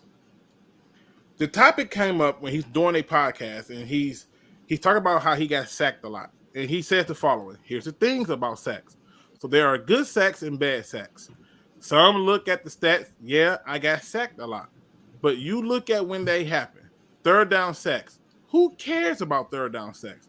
I'm going to try to extend the play as long as I can and get the ball and get the first down on third down. Unless I'm in field goal range, then I'll throw the ball away and get some points, is what he says. He says that, but the sacks are not a thing. Drew, do you agree with Joe that third down sacks is a bunch of malarkey and don't mean anything? Let's talk about it. So I think I can understand where he's coming from. I think what he's trying to imply is that there are situations where they're less impactful, and I could probably be persuaded that there are particular kinds of situations where they're less impactful. I disagree with him in general. I think that when you have a play in the NFL and that play results in something negative, like a sack, that costs you yardage and a down, most likely, that's negative, and you should try. The goal should be to strive to eliminate as many of those things as possible from every game that you play. Now he's the kind of QB in the like Russell Wilson, Aaron Rodgers mold, where you're going to hold the ball, try and get something to happen. And to be honest, that works out enough for him where he's incredibly impactful when it works out. But like the other side of it is that you get plays like this where the pass rush gets there, and he's going to take a third down sack or what have you. And I liked what he said about not doing it if it's in scoring position, but I would rather that he not do it at all. I think that's fair. I thought it was intriguing for Joe Burrow to have that stance, because I think it's bullshit. The idea that third down sacks don't matter. But I do think that it lends itself to a more important perspective that I think we might be missing, in my opinion. Rumble, do you agree with Joe Burrow when he says third down sacks don't matter? And that even though he was sacked a lot, in his eyes, it did not change the outcome for him. He basically made it clear that, hey, even if you get me down one way or another, it doesn't change anything. Now, again, if you ever want to see this interview, it's on YouTube. It's pretty much every freaking where. But he makes this up, and He just to add more context, he says third down sacks. Who cares about third down sacks? I'm going to try to extend the play as long as I can on third down to get the first down, unless I'm in field goal range. And then it says, and it's going to back me up. I'll throw the ball away and get some points. Yeah, no, I agree with him, especially now with this pass heavy. The league's more pass heavy now, so he's a gunslinger mentality, like Brett Favre and like Drew was saying. Your Aaron Rodgers. They try to extend the play, and they try to just they want the game in their hands, especially during those downs. So it doesn't matter as much now as it did back in the day when you have punters and like you said, we pretty much went for on our fourth down a lot last year. So I don't think it matters as much now as it did, 10 years ago, when we did have a way more balanced league as far as runs and passing. Yeah, I mean, first of all, shout out to the homie Detroit.Sports. What's going on, brother? Good to see you here. I think, like I said, I think the idea that I think there's a bigger picture that for me I had to kind of look at and go, okay, I get what he's saying. I just think the way he said it was him trying to show that cocky arrogance to it, but it still was not. To me, it's a bigger picture here that I think needs to be explored. That's what I'll put it at. William, what are your thoughts on Joe Burrow? You agreeing with what he's talking about? Because to me, this is relevant for a lot of teams, not just the Lions, but a lot of teams. The idea that a quarterback can care two damn pennies, can care less about your third down sacks. What are your thoughts on this? I think for him, he is right. So for the Lions, he is not right. If that was Jared Goff up there saying that statement, I believe that would be goofy as all hell. He doesn't have ice in his veins like Joe Burrow, Aaron Rodgers, Russell Wilson, all of them. For them, they are cold-blooded killers who thrive in out-of-pocket scenarios like Patrick Mahomes, get him rolling out. He's going to hold on to the ball, and then make a crazy-ass throw, crazy-ass play for first down.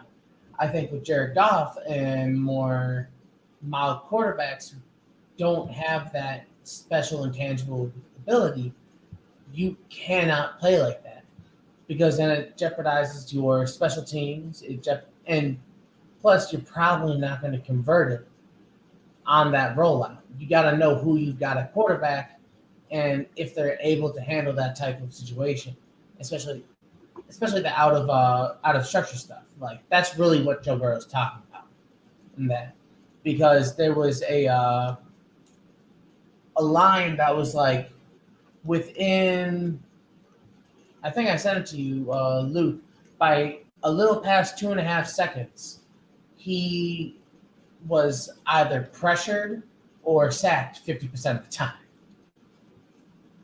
So he really didn't have a choice other than to thrive in the situation he's in.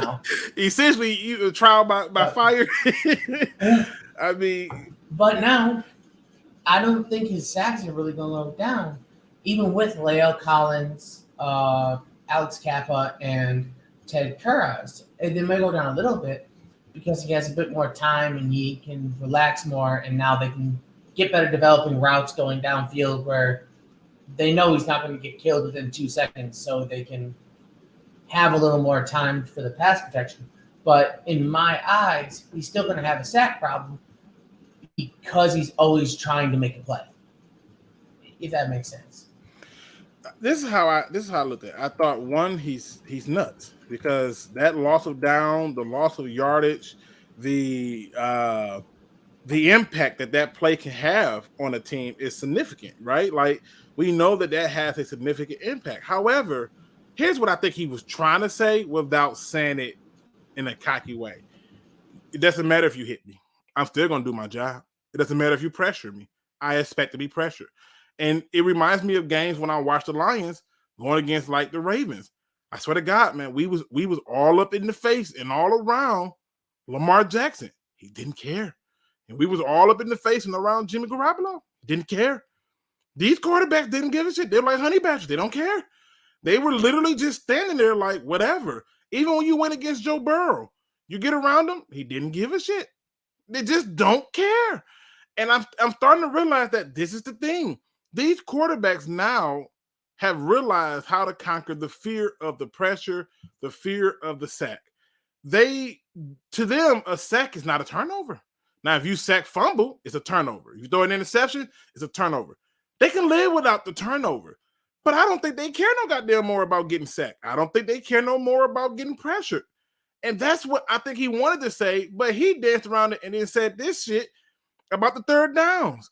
And to me, it diminishes the impact of the sack, in my opinion, when you look at people like Pittsburgh, who led the league in sacks as a team. I think he just was trying to basically verbiage that he don't care. It doesn't affect him throughout the game. You can keep hitting him, it don't matter. And when you look at people like Aaron Rodgers, you know, when you get him sacked, he get up and throw a good pass. And then when he don't throw a good pass, you can say, okay, it's because of the sack, right? Or maybe it changes decision-making. But they still stand in the pocket, take hits. Unless you're Tom Brady, he'll go down every time to fight to see another day. He'll do it every time. But to me, I think he just don't care. And I could be wrong about it.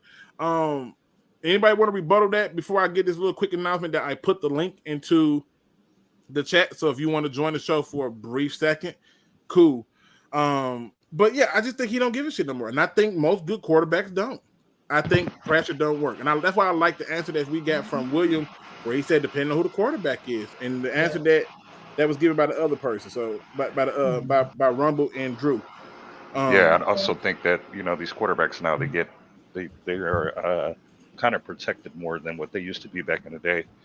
So yeah, I believe if they get hit too low, it could turn into a 15-yard penalty. If they get hit too late, it can turn into a 15-yard penalty. So I think that has a lot to do with it as well. But yeah. Yeah, I think that the impact is greater than he leads on, because who wants to get hit that much? I mean, your career could be shortened by them damn hits now. We're not going to act like that's something to sleep on. I just think he wanted to say this out loud, but he tried to downplay it and say, yeah, you know, if it's on third down, like, you know. But again, some people have done research. But go ahead, William. I think I get where he's coming from, though, because if he throws it and it doesn't get completed, or if he gets sacked, the same thing happened, except he's 7 yards back and they're still punting anyways. So to me, I think in his mind, it's either a complete it or we punt it. That's the line for him. So he's like, who cares if it gets sacked? Because we got a good punter. He's still going to get the field exchange. Like, we're still going to get stuff out of it. The thing is, if you don't flip the field, if you end up getting strip sacked, if you end up getting intercepted, that's the bad part. Where now, instead of being where you are, so instead of being 40 yards downfield, now you're 35 because you got sacked. Now it's, okay, now they're, you know, where you were because you got stripped.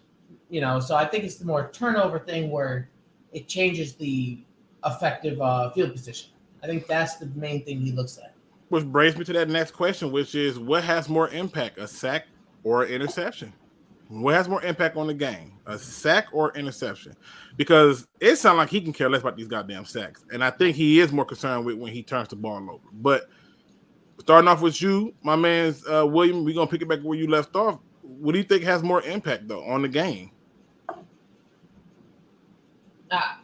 I feel like they're intertwined, but I would not say sacks in itself, or not sacks, but it's not interceptions itself, it's turnovers. Because whether it's a fumble or an interception, if either of those happen, you recover them, you are getting an additional series for your offense, you're getting better field position for your offense than if it had been a punt. So it's less of interception, but more the general turnover category. Where sacks are nice, but you also get pressures which force bad throws, which, like, for the Cowboys, who had the most interceptions last year, I believe at 26, also had the third most pressures at 188. So there is a bit of a correlation between those two things as well. Force them to make bad throws, so our good corners can pick it off. Okay. And we'll say you, Rumble. What are your thoughts on this? What has more impact on a team? Getting the quarterback on the ground or getting the interception? Oh, I think the interception by far, because me and Drew were just talking about it. Joe Burrow got sacked 9 times against Tennessee and still won. Wait, did he? Yeah. Oh, he sure did. I Yeah. forgot all about that. Yes, he sure did. Because So I think- the other quarterback threw a pick, right? Yep, exactly. And look how that happened. Threw a pick, game over. They went down and scored. So I think that interception is way worse than getting sacked, especially when these quarterbacks throw it, 45 times a game, and they're able to, like you said, one chunk play, and the game is over. So yeah, to me, the interception by far. Okay, we'll say you, Drew. What has more impact, the interception or the sack? The problem with going third in this group is that I'm just repeating what the previous two guys said, unfortunately. So I'm going to side with turnovers almost every single time. I think they're both beneficial plays for any defense, of course. But if I was a coach and you said, "Hey, you can have a sack or an interception," I would take an interception every single time.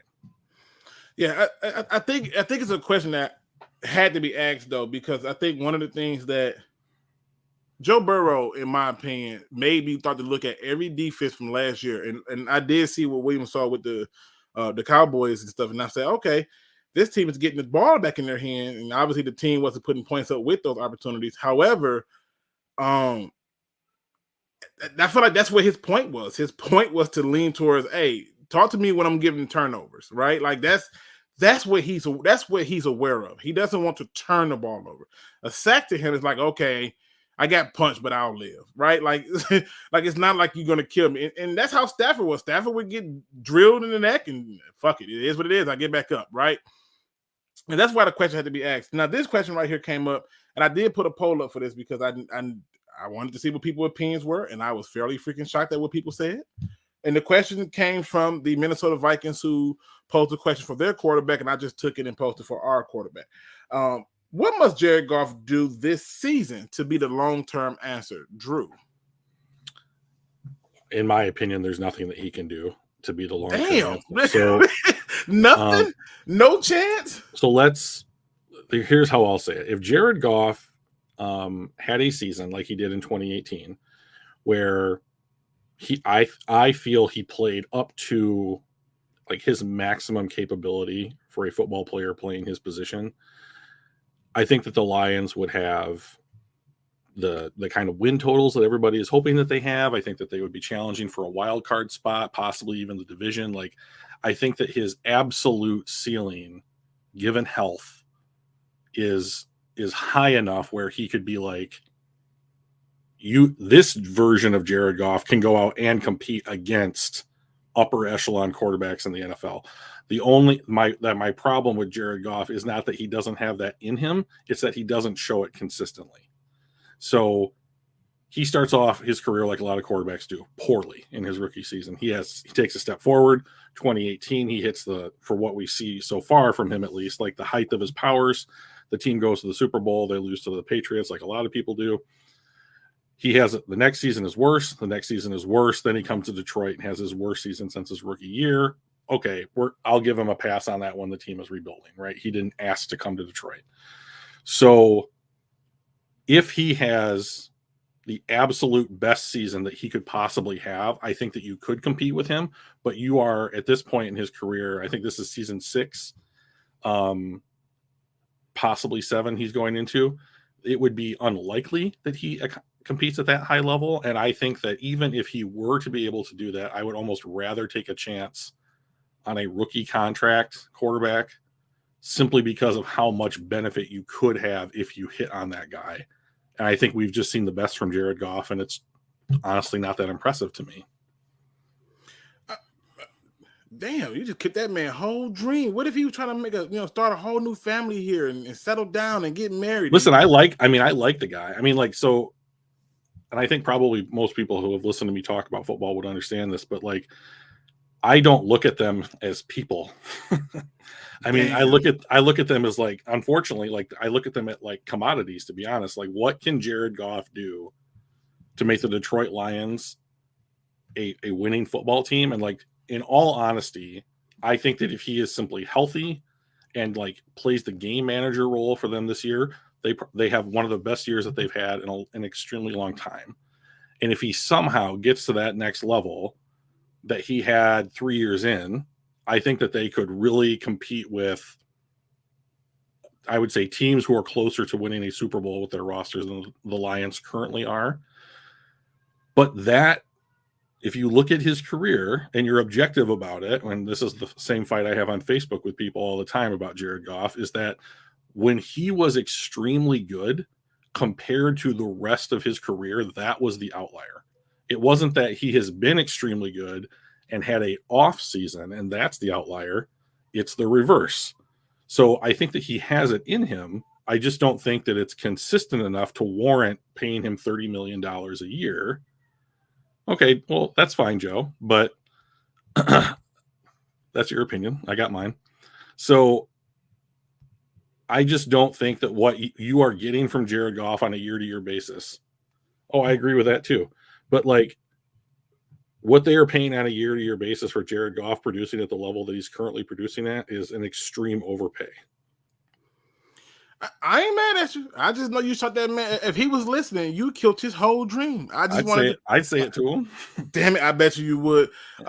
William, what are your thoughts on this? I mean, what must Jared Goff do to be the long-term answer for Drew? That window and that ship has already closed and sailed. So, what say you, sir? I think it's a two-step thing. First, he has to succeed, get double digits this year, double-digit wins, because in this NFC, a double-digit win season means you're in the playoffs, just straight up. Second, he has to make it win in the playoffs in 2023, the year after, showing that he can build upon it with even more talent around him. Because even if he makes playoffs back-to-back years, if he can't build off that, having more talent around him, then what's the fucking point? You know?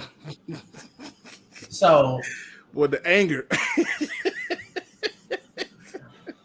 Powerful. The anger. Oh, my God. Yeah. But I think... Rumble. Yeah, go ahead, Will. I do think anyone who rules out Goff because of last year, pump the brakes. Like, when we're running four verticals with 2 tight ends, 2 running backs, and Khalif Raymond on the field, yeah, we're really putting Goff in the best possible situation in our lives. So give him this year now that he has multiple more weapons and a healthy offense. All right. I mean, we got my man Gunner coming in. Gunner, I'll get to you after I get through with Rumble. Rumble. Good, sir. What are your thoughts on this? Is there anything, because from what I'm hearing so far, Drew basically started out with the first nail to add him to the coffin that is one Jared Goff, and then Will kind of teetered on it. He gave it a little tink tink, not a full slam on the nail, but he tinked it. Well, is there anything that Jared Goff can do to this season to prove that he's the long-term answer? No, I think I'm with we knew he was a bridge quarterback. He's just holding that spot warm for the time being. But I think Drew would tell Goff to his face he's not 20. He's not top 20. So I don't think we're too far from that. But yeah, he's a bridge quarterback. I don't look at him to be a savior. I look at him being here as it's either gonna make or break him as a starter or a potential backup. So if he can produce here in Detroit, then he might be able to go somewhere else, or he might be able to stay on this team but take that lesser role. But yeah, to be fair with what Will was saying as well, he didn't have all his weapons last year. This O-line was still a work in progress. We had receivers who were out. We had injuries galore. But yeah, I think in order for him to be a success this year, he has to start every game. No injuries, and he has to be a game manager. Along with what Drew was saying, he has to be a game manager. Don't turn the ball over. Don't do anything stupid, and hopefully will your team a couple of victories. Yeah. So I did this as a community post. I did this on Twitter and I did it on Discord. And I just took everybody's answer and I wrote down what they said. And here's what the people have come up with. If Jared Goff makes it to the NFC Championship game, from the polls that I've placed out there, many of those fans believe that he should be extended. If Jared Goff makes it to the Super Bowl, which came in at a very low 2%, 2% said if he gets to a Super Bowl, you have to extend him. No ifs, ands, and buts about it, no matter what's going on. But number one was he just simply had to make it to a NFC Championship game. The second place winner, which blew my mind, was simply win a playoff game. If he wins a playoff game, this fan base says you extend him. Now go ahead. To be Drew. fair, if he wins a playoff game, he would be the first Lions quarterback to do so since 1991. Right. So Eric Kramer. That would be an accomplishment. I mean, I wouldn't take that away from him. It's just that, I mean, if he does that, I will applaud and cartwheel. But would that be enough for you to extend?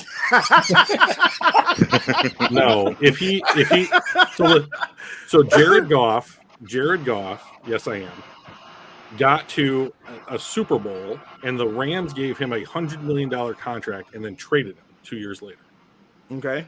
So, like, the ability for him to get to the Super Bowl, and, I mean, I don't remember that Super Bowl very well. I mean, like, but I don't remember exactly how he played. They only scored 9 points. They couldn't run the ball. They shut the run down, and the rest that was the 6-1 front that they ran, right, against them. Yeah.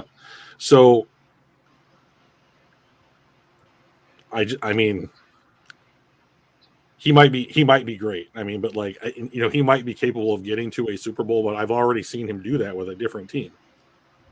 So why is that? Why doing it for, I mean, it would be great. I mean, but I'm not going, he's already on the books for like 2 more years, maybe 3 more years at $30 million a pop. I'm not extending them beyond that with another, equal length and APY contract and have him on the books for 6 years for $180 million. It's just insane. I'm sorry, Drew. I had to laugh at this. That fan man says, get yourself a girlfriend that loves you the way Holmes loves golf. Good if she came with 2 first-round picks, I might. I mean, like, wow, Drew is like,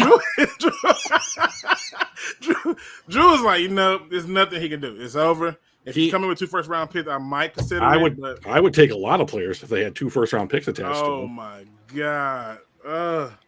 Bill Hawkins says, how many teams are trying to get that guy, that quarterback? I don't know who he's posing this to, but, again, this is your time to ask questions as well, because we got a few minutes before we jump out of here. But I think it's hard to find a quarterback. I do. But I agree with Dan Campbell that I don't think you need an elite quarterback to win in this league and win Super Bowls.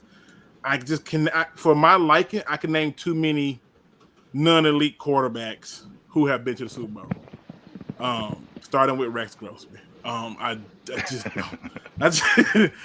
It's fucking Rex Grossman. I mean, seriously, here's a guy who was like, thanks, defense. Like, dude, like, I'm sorry. That's gross, man. I know. So, but it's not easy. It's definitely not easy to find that guy. It's not. Go ahead, William. Yeah, so one thing when I hear this, that quote that Dan Campbell said, you don't need an elite QB, I think it's more appropriate to go with the quote that he spelled out where he said, no, I don't think you need that. I think that those guys like that are obviously, they're special, and they certainly can give you a better chance, but no, I don't believe you need one of those guys to have sustained success. So, for instance, the Colts haven't had one of those guys, and they've been fighting for a playoff spot. But even though you have one of those guys and you're having sustained success, the Colts aren't challenging for the Super Bowl. Nope. I mean, they wasn't challenging for the Super Bowl when they had Peyton Manning, Marvin Harrison, Dwight Freeney. I mean, do people forget how many Hall of Fame players they had on the Colts with Peyton Manning? A lot. And a lot of people want to argue and say, well, he made them Hall of Famers. Bullshit. Dwight Freeney was who I thought he was. Marshall Faulk was who I thought he was. Edgerrin James was who I thought he was. Marvin Harris was who I thought he was. And the list goes on with Reggie Wayne and so forth. But I'm just saying. They couldn't get past the Patriots for the longest time. Dude, they just kept getting stomped out by them. Yeah, it's one of the things you look at. Again, this is the time for you guys to put questions in there. And if you want to join the show, you click on the link. Gunner has joined us. Gunner, what do you got for the show? At least to the point about Jared Goff, I actually do agree with Drew about there's really nothing he can do to get himself. I think Drew said, I don't give a shit what he do. Drew, if he win the Super Bowl, can you extend him? Drew said he's done. think you're still at that point. We're more than likely winning because of the team, not because of him. You say thank you, and you trade him because he's a Super Bowl winning quarterback, and you're like, thank you for getting the $30 million a year off of our books. I mean, and the extra picks and the Super Bowl. Joe Flacco is a super winning quarterback, and the Ravens are happy to get a third-round pick for him. Boom. Hey, I just give y'all what the answers were that they gave us. I do think he can buy himself more time, but I don't think he's not getting a top-tier quarterback contract exception. I mean, at this point, $30 million is cheap in comparison to what other people are getting. So, right now we're getting what Jimmy G got, 3-4 years ago when he got $25 million, and that's considered cheap as well. Shout out to DeAndre Baker, who says Detroit has talent on their roster.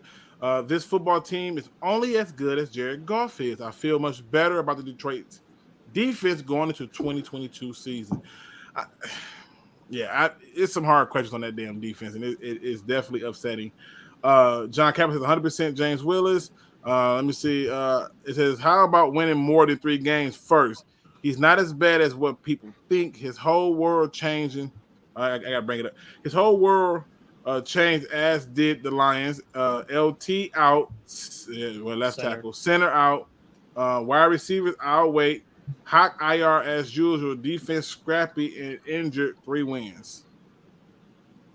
Drew, I think Go Lions is saying you're not giving that man a fair shake, and he's telling the same thing to you, Gunner. Rumble. I'm scared to ask Rumble at this damn point. It has been a goddamn slaughter. I ain't saying we had a team of all-stars, but I mean, I went to a game and I've watched him miss wide open receivers. Consistently miss. I was on the sidelines watching them receivers get missed, but that's another story. Rumble. I don't even know how to lead this in. I'm pretty sure I didn't get you on this question, but what can Jared Goff do to prove this season to prove he's the long-term answer? He's got to win us some games. He's got to be the reason we win games. He's got to have some key drives that change momentum. And he's got to believe in the team. Those receivers, like you said, he wasn't throwing those. He wasn't really. He was waiting to throw his receivers. He was waiting until they were open before he threw the ball. He wasn't throwing them open, and that's just something we as fans notice that the great quarterbacks do. Like, if you got somebody who's a deep threat on the outside, you lead him. You make him go catch it. You don't try to. You throw him open. You don't try to wait till he's open before you throw it. And I think that's what Jared Goff felt like he regressed last year because he was so worried about everything. It's like, bro, you're already on the team. Just go out there and play. So no excuses this year if this O-line stays healthy. And I agree with Drew though. He's a bridge quarterback. I don't think he's got it in him after this year. We'll really get to see him this year with all the weapons he's got in that O-line though. So yeah, I can give him a chance this year, but we better get more than 3 wins. We better get more than 5 wins. He's got to be responsible for 3 or 4 game-winning touchdowns in order for me to be like, okay, we got a quarterback. I don't feel that way right now though. Man, y'all. He's got to be the reason that we're not picking top 10 to be able to get a quarterback. Facts. You know what? It's funny, but I gotta read it because this shit had me rolling. Joseph says, Drew, what in the hell did Goff do to you in another life that has you not want him on the Lions in any way, shape, or form? It's a real simple calculation. It wasn't in another life; it was in this one, and he didn't play football well enough. I get it. That's the long and the short of it, everybody. It says if he finished top 15 in major stats and gets turnovers under control, he will have another year. But that's not long term. That's still considered the short term. You just let them play the contract out. Right. Goff throws more wounded ducks than the guys on Duck Dynasty. I mean, the hate energy is strong. I'm just going to keep it 100. He gets to an NFC championship game. I can extend him for another 2 years, at least maybe 3, maybe. I think I watched Rex Grossman do it. I watched DeLone do it. I watched Flacco do it. You don't need too many great people out there at that spot. You just need to have everything else be right. And to me, another reason why I don't have a problem with him staying is because it lends itself towards what I think the Lions should be doing, which is get back to their history of running the ball first. We have not had success since we've went away from that. And I think we have more success when we run the ball. So, but good grief, y'all destroyed him. It said, I agree, just give him a chance.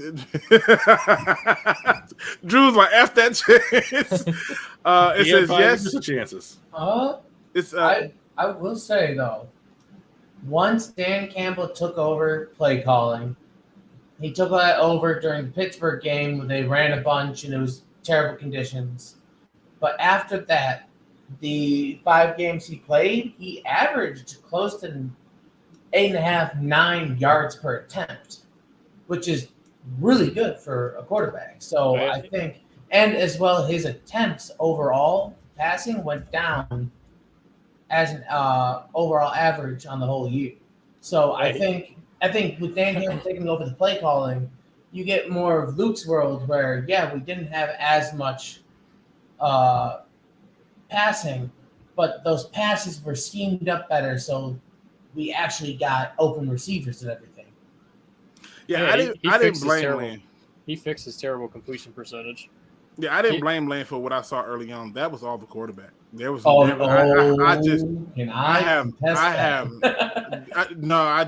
don't think. I think when you are offensive coordinator, you come in and you're told that you're going to be calling the offense, and now you got other people who's not calling the offense telling you who you're going to start in that offense you're calling.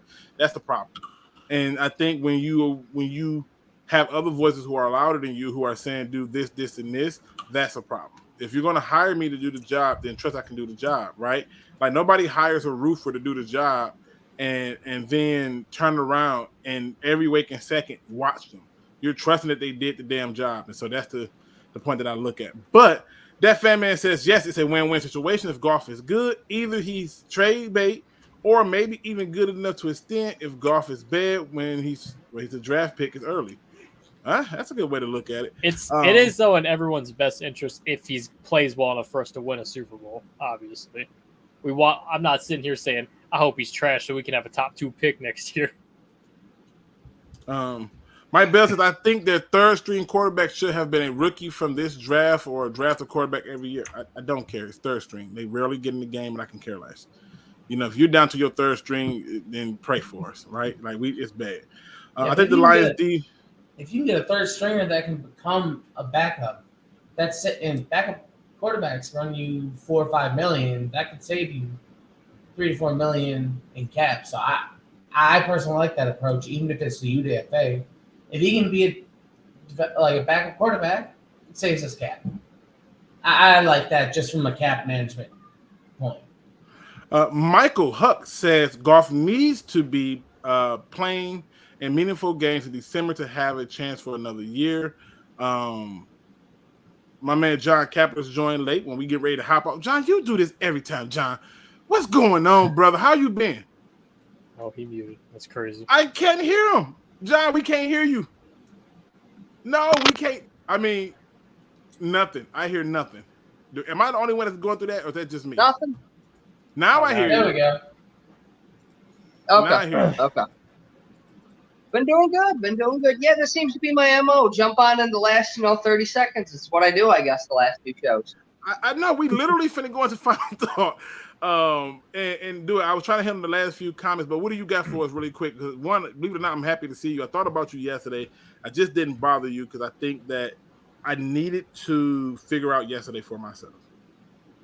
All good, all good. Yeah, no, been trying to get on, but life's crazy as you know. But you made a great point, and I put it in the comments. The legend Jake Delhomme, if he can do it, I mean, the season he led the Panthers to the Super Bowl in 2003. If he can do that with what he had, why can't Jared Goff get us to the playoffs? We have a damn good offense. Just has to stay healthy. Look, Drew started laughing the moment you asked the question. He's like, F that. For Drew, it's nothing he can do. It's nothing. It's nothing he can do. I get it. Top Dog says, I'm happy Luke seems to have accepted how the draft went. Finally, you seem happier, bruh. I have always accepted how the draft went. I was never upset with the draft. I think I upset a particular group of fans when speaking on facts that were presented about the draft pick that we took. And I think when you have fan base that is so hyped up and in love, you can't say nothing. But we're also the same fan base who thought that Logan Steinberg was going to be the second coming of Quentin Nelson, and we're still waiting for that to go down. We thought Julian Okoro was going to be a legit and valuable pass rusher, and we're still waiting for that to go down. This is the same fan base. Gets 5 sacks. That's all right. I mean, what if he gets 8 to 10 sacks this year? Then what do we think of him? Then I still think he's about what I thought he was in the first place. I mean, he's a third rounder. That's great. Which is a average guy at best. But again, I've always been accepted of the fact, because I've always said the following, that you're not going to know what this draft class is until year 3. You have to give a draft class at least the 3 years to see the sample size and see what they are. And if they are who you think they are, then they are. But again, I was the same one who took the same heat when saying that Okudah wasn't worth a top 10 pick. And so now we're making up all the excuses for his injury as to why we got to give him a chance. So I'll wait for 3 years to see how this come out, and then listen to the shoulda, woulda, couldas and everything else. And then I go, okay, now what? Because that's the reality of it. My job isn't to just agree with the masses because the masses feel good, but to tell it in the perspective that you can have food for thought. That's my job. So yes, but I'm happier just off the virtual fact that I didn't get held the fuck over today. So, I mean, you have no idea how much exhausting it is to get held over and be on call after getting held over. So yeah, that's why I'm happy. To be fair, Drew did not say don't give Goff a chance. He just said wait until we can find a better one. Drew, what was your take on Stafford? This one person asked. When he was a Lion. Lion. Okay, so I would say that Matthew Stafford never quite got there. He wasn't good enough, quoting myself. I mean, he had near elite stats most of the time that he was in his 12-year career in Detroit. And I do think that if the Lions had given him some continuity where it's the same offensive coordinator, it's the same coaching staff, the front office was, doing what was necessary to build a competent team around him, like I feel Brad Holmes is currently doing for this iteration of the Detroit Lions. I think that he could have done for the Lions what he did for the Rams. But I think the criminal failing of my lifetime as a Detroit Lions fan is that the Detroit Lions draft or acquire near Hall of Fame or Hall of Fame level talent and then squander those careers by not being able to effectively keep their shit together and put a winning product on the field. And Matthew Stafford is simply the most recent example of that. And I feel bad for the guy because he was an absolute professional. He went out and played every opportunity that he could, whether he was hurt or not. And to be fair to Matthew Stafford, he had a bunch of super exciting, excellent games where he was captain comeback in the fourth quarter and marched the team down the field and won games. And there was always the hope that if Matt ended up with the ball in his hands last, you had a shot, and I liked him for that. And he won me over as a fan, but if I'm going to be an objective person who tries to evaluate roster building and football moves, I just don't think that with what was put around him, he was good enough to take that team to a Super Bowl. And therefore I was supportive of the decision to trade him to a team that was. So they could have shipped him off to the Panthers. Thank God that he went to the Rams. All right, my man Zach's Ion. I hope I said that right. It says, so the fans content with the linebackers we have, or do they think it's necessary to sign a vet to a 1-year proven deal? Yeah, I'm totally in the discuss mode. Like, if you were to take like a garbage pail kid card, I'm probably all of them when I think about our linebacker room, because I know we only get about 2, and it's disgusting and it makes me upset. And it's like, look, it could have been fixed this year, and I'm sure they'll spend a lot of assets trying to get that problem solved. I've been hearing rumors that if the Falcons release Deion Jones, that the Lions might be in play for him. I don't know how true that is, but at this point, I'm taking $20 million, isn't it? I don't know what it is, but we need some help at the linebacker spot. It's bad. Oh yeah. I know that one Pride 40 asked me earlier what I think about if he going to safety. I don't give a shit who's going to safety. I just need a safety. I genuinely feel that you have Tracy Walker. That's your safety room. Yeah, I feel like we got some of those guys on the D line. I think there's going to be a crazy versatile group. I don't know. We know of the 2 linebackers right now in Davis and Anzalone, but I think there's some guys who are going to be in different packages that are going to be, playing maybe a more linebacker-like role. But I got to wait to see what this defense looks like, what packages they're going to produce, because all we keep hearing is attacking. So I'm waiting to see what that entails. Yeah, I mean, like I said, just being fair, it is being fair. Question for Luke. Yes. As for 3 categories: starter, backup, special teamer. Rank all our linebackers. Oh boy! Boy, you try to get me cussed out. From 1 to 10, like our best, or second best, or third best. No. Starter quality, backup quality, special team quality. Oh, okay. I thought you were gonna go like our first best is so and so, second best. Oh, Drew, I so hate you right now, because I really am about to get real rude with it, and it's not going to be what people expect.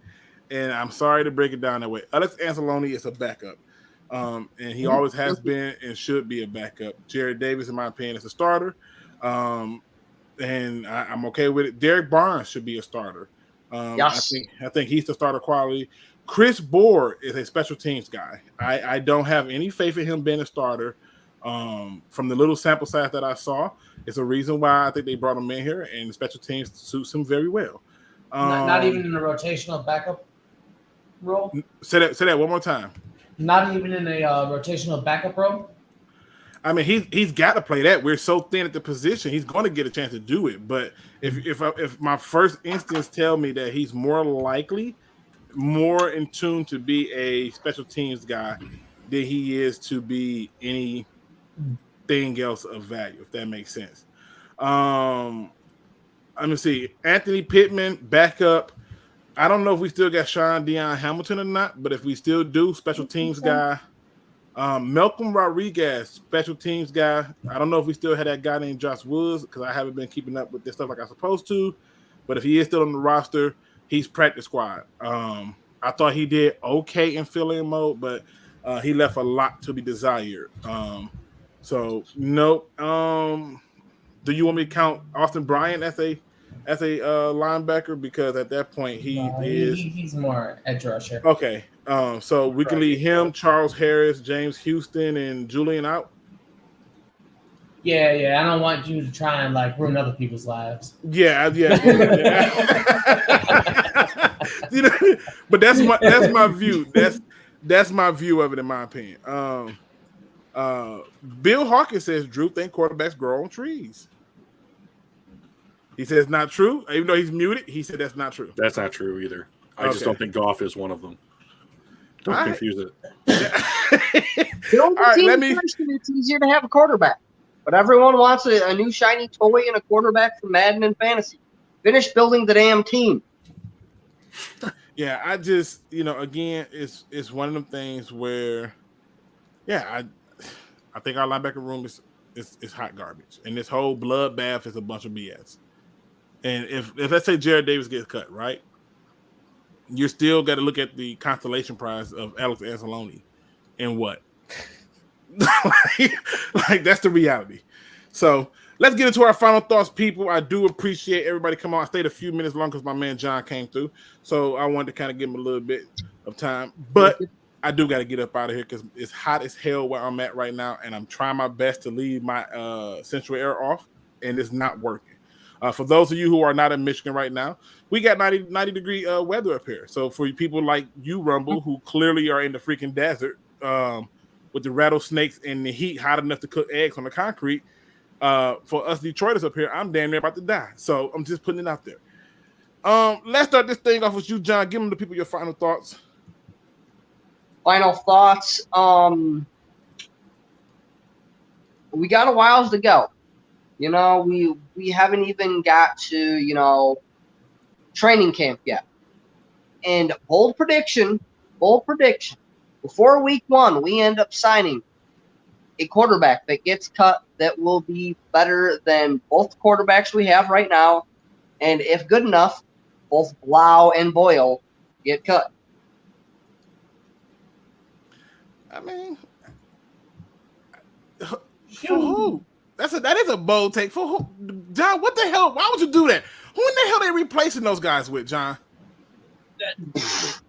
My dead mother. Fuck no, John. No. John. Okay. Moving on to Gunner. Honestly, you had your chance. Mute him. He had his chance. Mute him. He had his chance. Gunner, your final thoughts, John. I would just say I am happy to see the show is back. It has been a minute since we've had the last one. They've been tagging me. They've been tagging me. I hope you're doing well now that they haven't tagged you today. Yeah, they didn't get me today. They got me yesterday and they got me on Sunday. And today they couldn't do it. I was like, you know what? Do it today and I'm going to file a grievance against y'all asses. I'm telling you right now, I'm over it. So regardless of that, I hope everybody's having a fantastic day and doing well while we're in off-season mode. I guess just hope y'all have a great rest of your week. No, listen, I'm stoked for it, and getting it done. My man's Lions Rumble 81, the always positive, the always, to be honest, Rumble, if he wanted to do like a late night love jam show for the radio, can totally pull that shit off. Just yeah. Get the people your final thoughts, Rumble. Yeah, man, I gotta try to be positive about this team, man, because they were in a toilet last year. But yeah, man, yeah, it's still early. I know we're all excited. We're all happy with this new team, all the draft picks we got. Just praying that we all stay healthy. Our team and us as fans, hope everybody stays healthy, man, and just enjoys this moment before we get. Before we start losing our minds again with this team, hopefully losing our mind in a more positive light. No more ties, no more injuries. But yeah, man, I'm feeling very confident with this team this year, and I can't wait to see Hard Knocks. So you guys rock, man. I love the panel as always, and yeah, man, keep repping where you're rolling from. Hey, first of all, let me shout out Go Lions, who says it's 93 in Virginia, a little warm. What the fuck? Is you serious? A little warm? A little warm? 100 or better is hot. 100 is hell. Are you 93? I'm in the hospital at 100. Dude, 93 is borderline. Like that's the kind of weather you just sit up there with an ice cube on you and pray to God that it don't melt too damn fast. Are you serious? A little warm? I'm over here dying in 90 degrees weather, and you talking about 93 is a little warm. You trying to kill somebody. You think you slick. I know what's up. I know what's up your sleeve. But let's get into it. Let's go down to my man Drew with the final thoughts, who came in. And Drew, let me just tell you, first of all, I was trying to figure out how to spark this conversation with you in Discord after watching the first episode of Obi-Wan Kenobi, and I was like, I don't know where to go with this. It was so much that I didn't know how to take it, and I had to bring my fandom stand down. I'm still not quite there yet, but when it's down, I have so many questions. Yeah, just Get at me in the Discord. Send me a message. I'll talk to you about it. It's I good. have so many questions. That's a lot of fun. Drew, get the people your final thoughts. Make sure you plug the podcast. So the podcast is Mediocre Conversations with Tom and Drew. It's on Spotify. So if you want to check out a podcast about Star Wars, check that out. Thank you, Luke. And my only thought at this point in the season is I don't want to hear about anybody going down in OTAs or mini camp or I just would love to love to see the team out on the field week 1 as constructed. Like that would be something just to appreciate that I would really enjoy. And then if they can string that health along, great. I mean, eventually somebody's going to sprain an ankle or pop a shoulder out of joint or something like that. But it's no Achilles, no ACLs. Let's just be healthy for a little while to see what the team could be. See if the experiment's working. And that would be something really special for me. That's all I got. Zach Ion says Shaggy Too Dope will be a perfect guest for Star Wars podcast. Shaggy Too Dope. I don't know who the hell that is. Do you know who that is? I don't know who that is. If He's an insane clown posse member of the doofus rappers from Warren who paint their face and have the issue with Eminem. Oh. One of those idiots. And he's a Star Wars fan?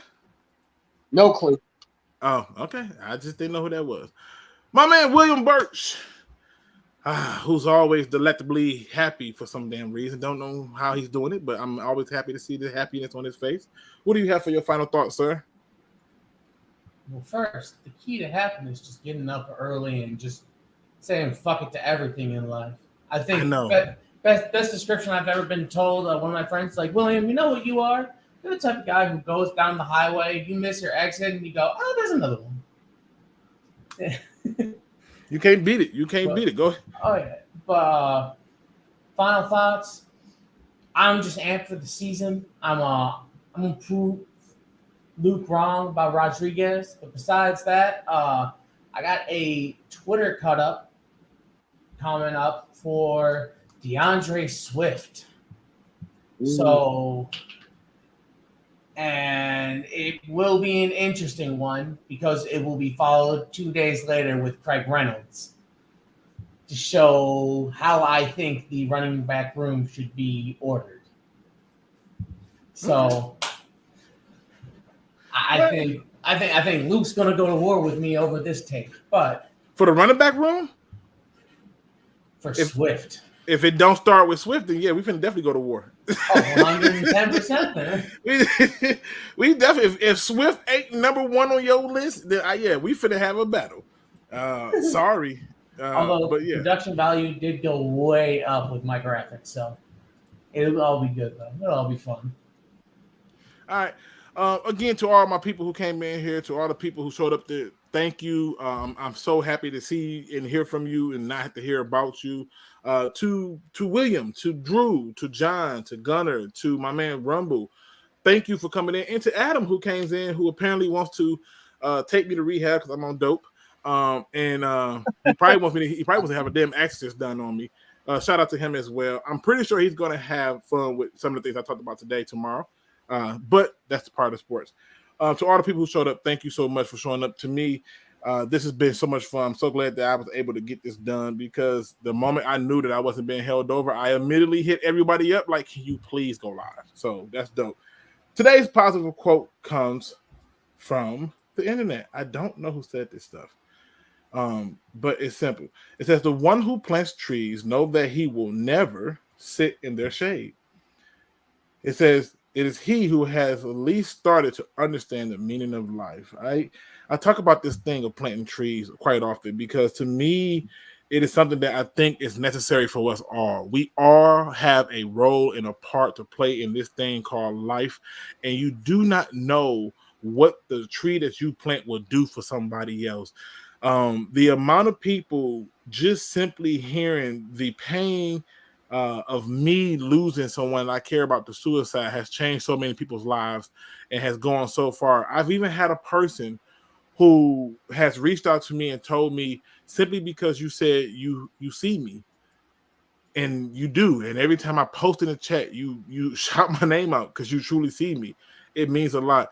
I say all that to say this, people. You don't know who you're going to run into for whatever reason. And some people you run into may have a shitty day. They may talk to you rude and aggravated and annoyed and upset and just flat out just not happy. And you could be the difference to change it all. A simple, hey, let's talk about what's going on with you today. Or a simple, hey, I don't know what you're dealing with, but whatever it is, you can handle it, goes a long way.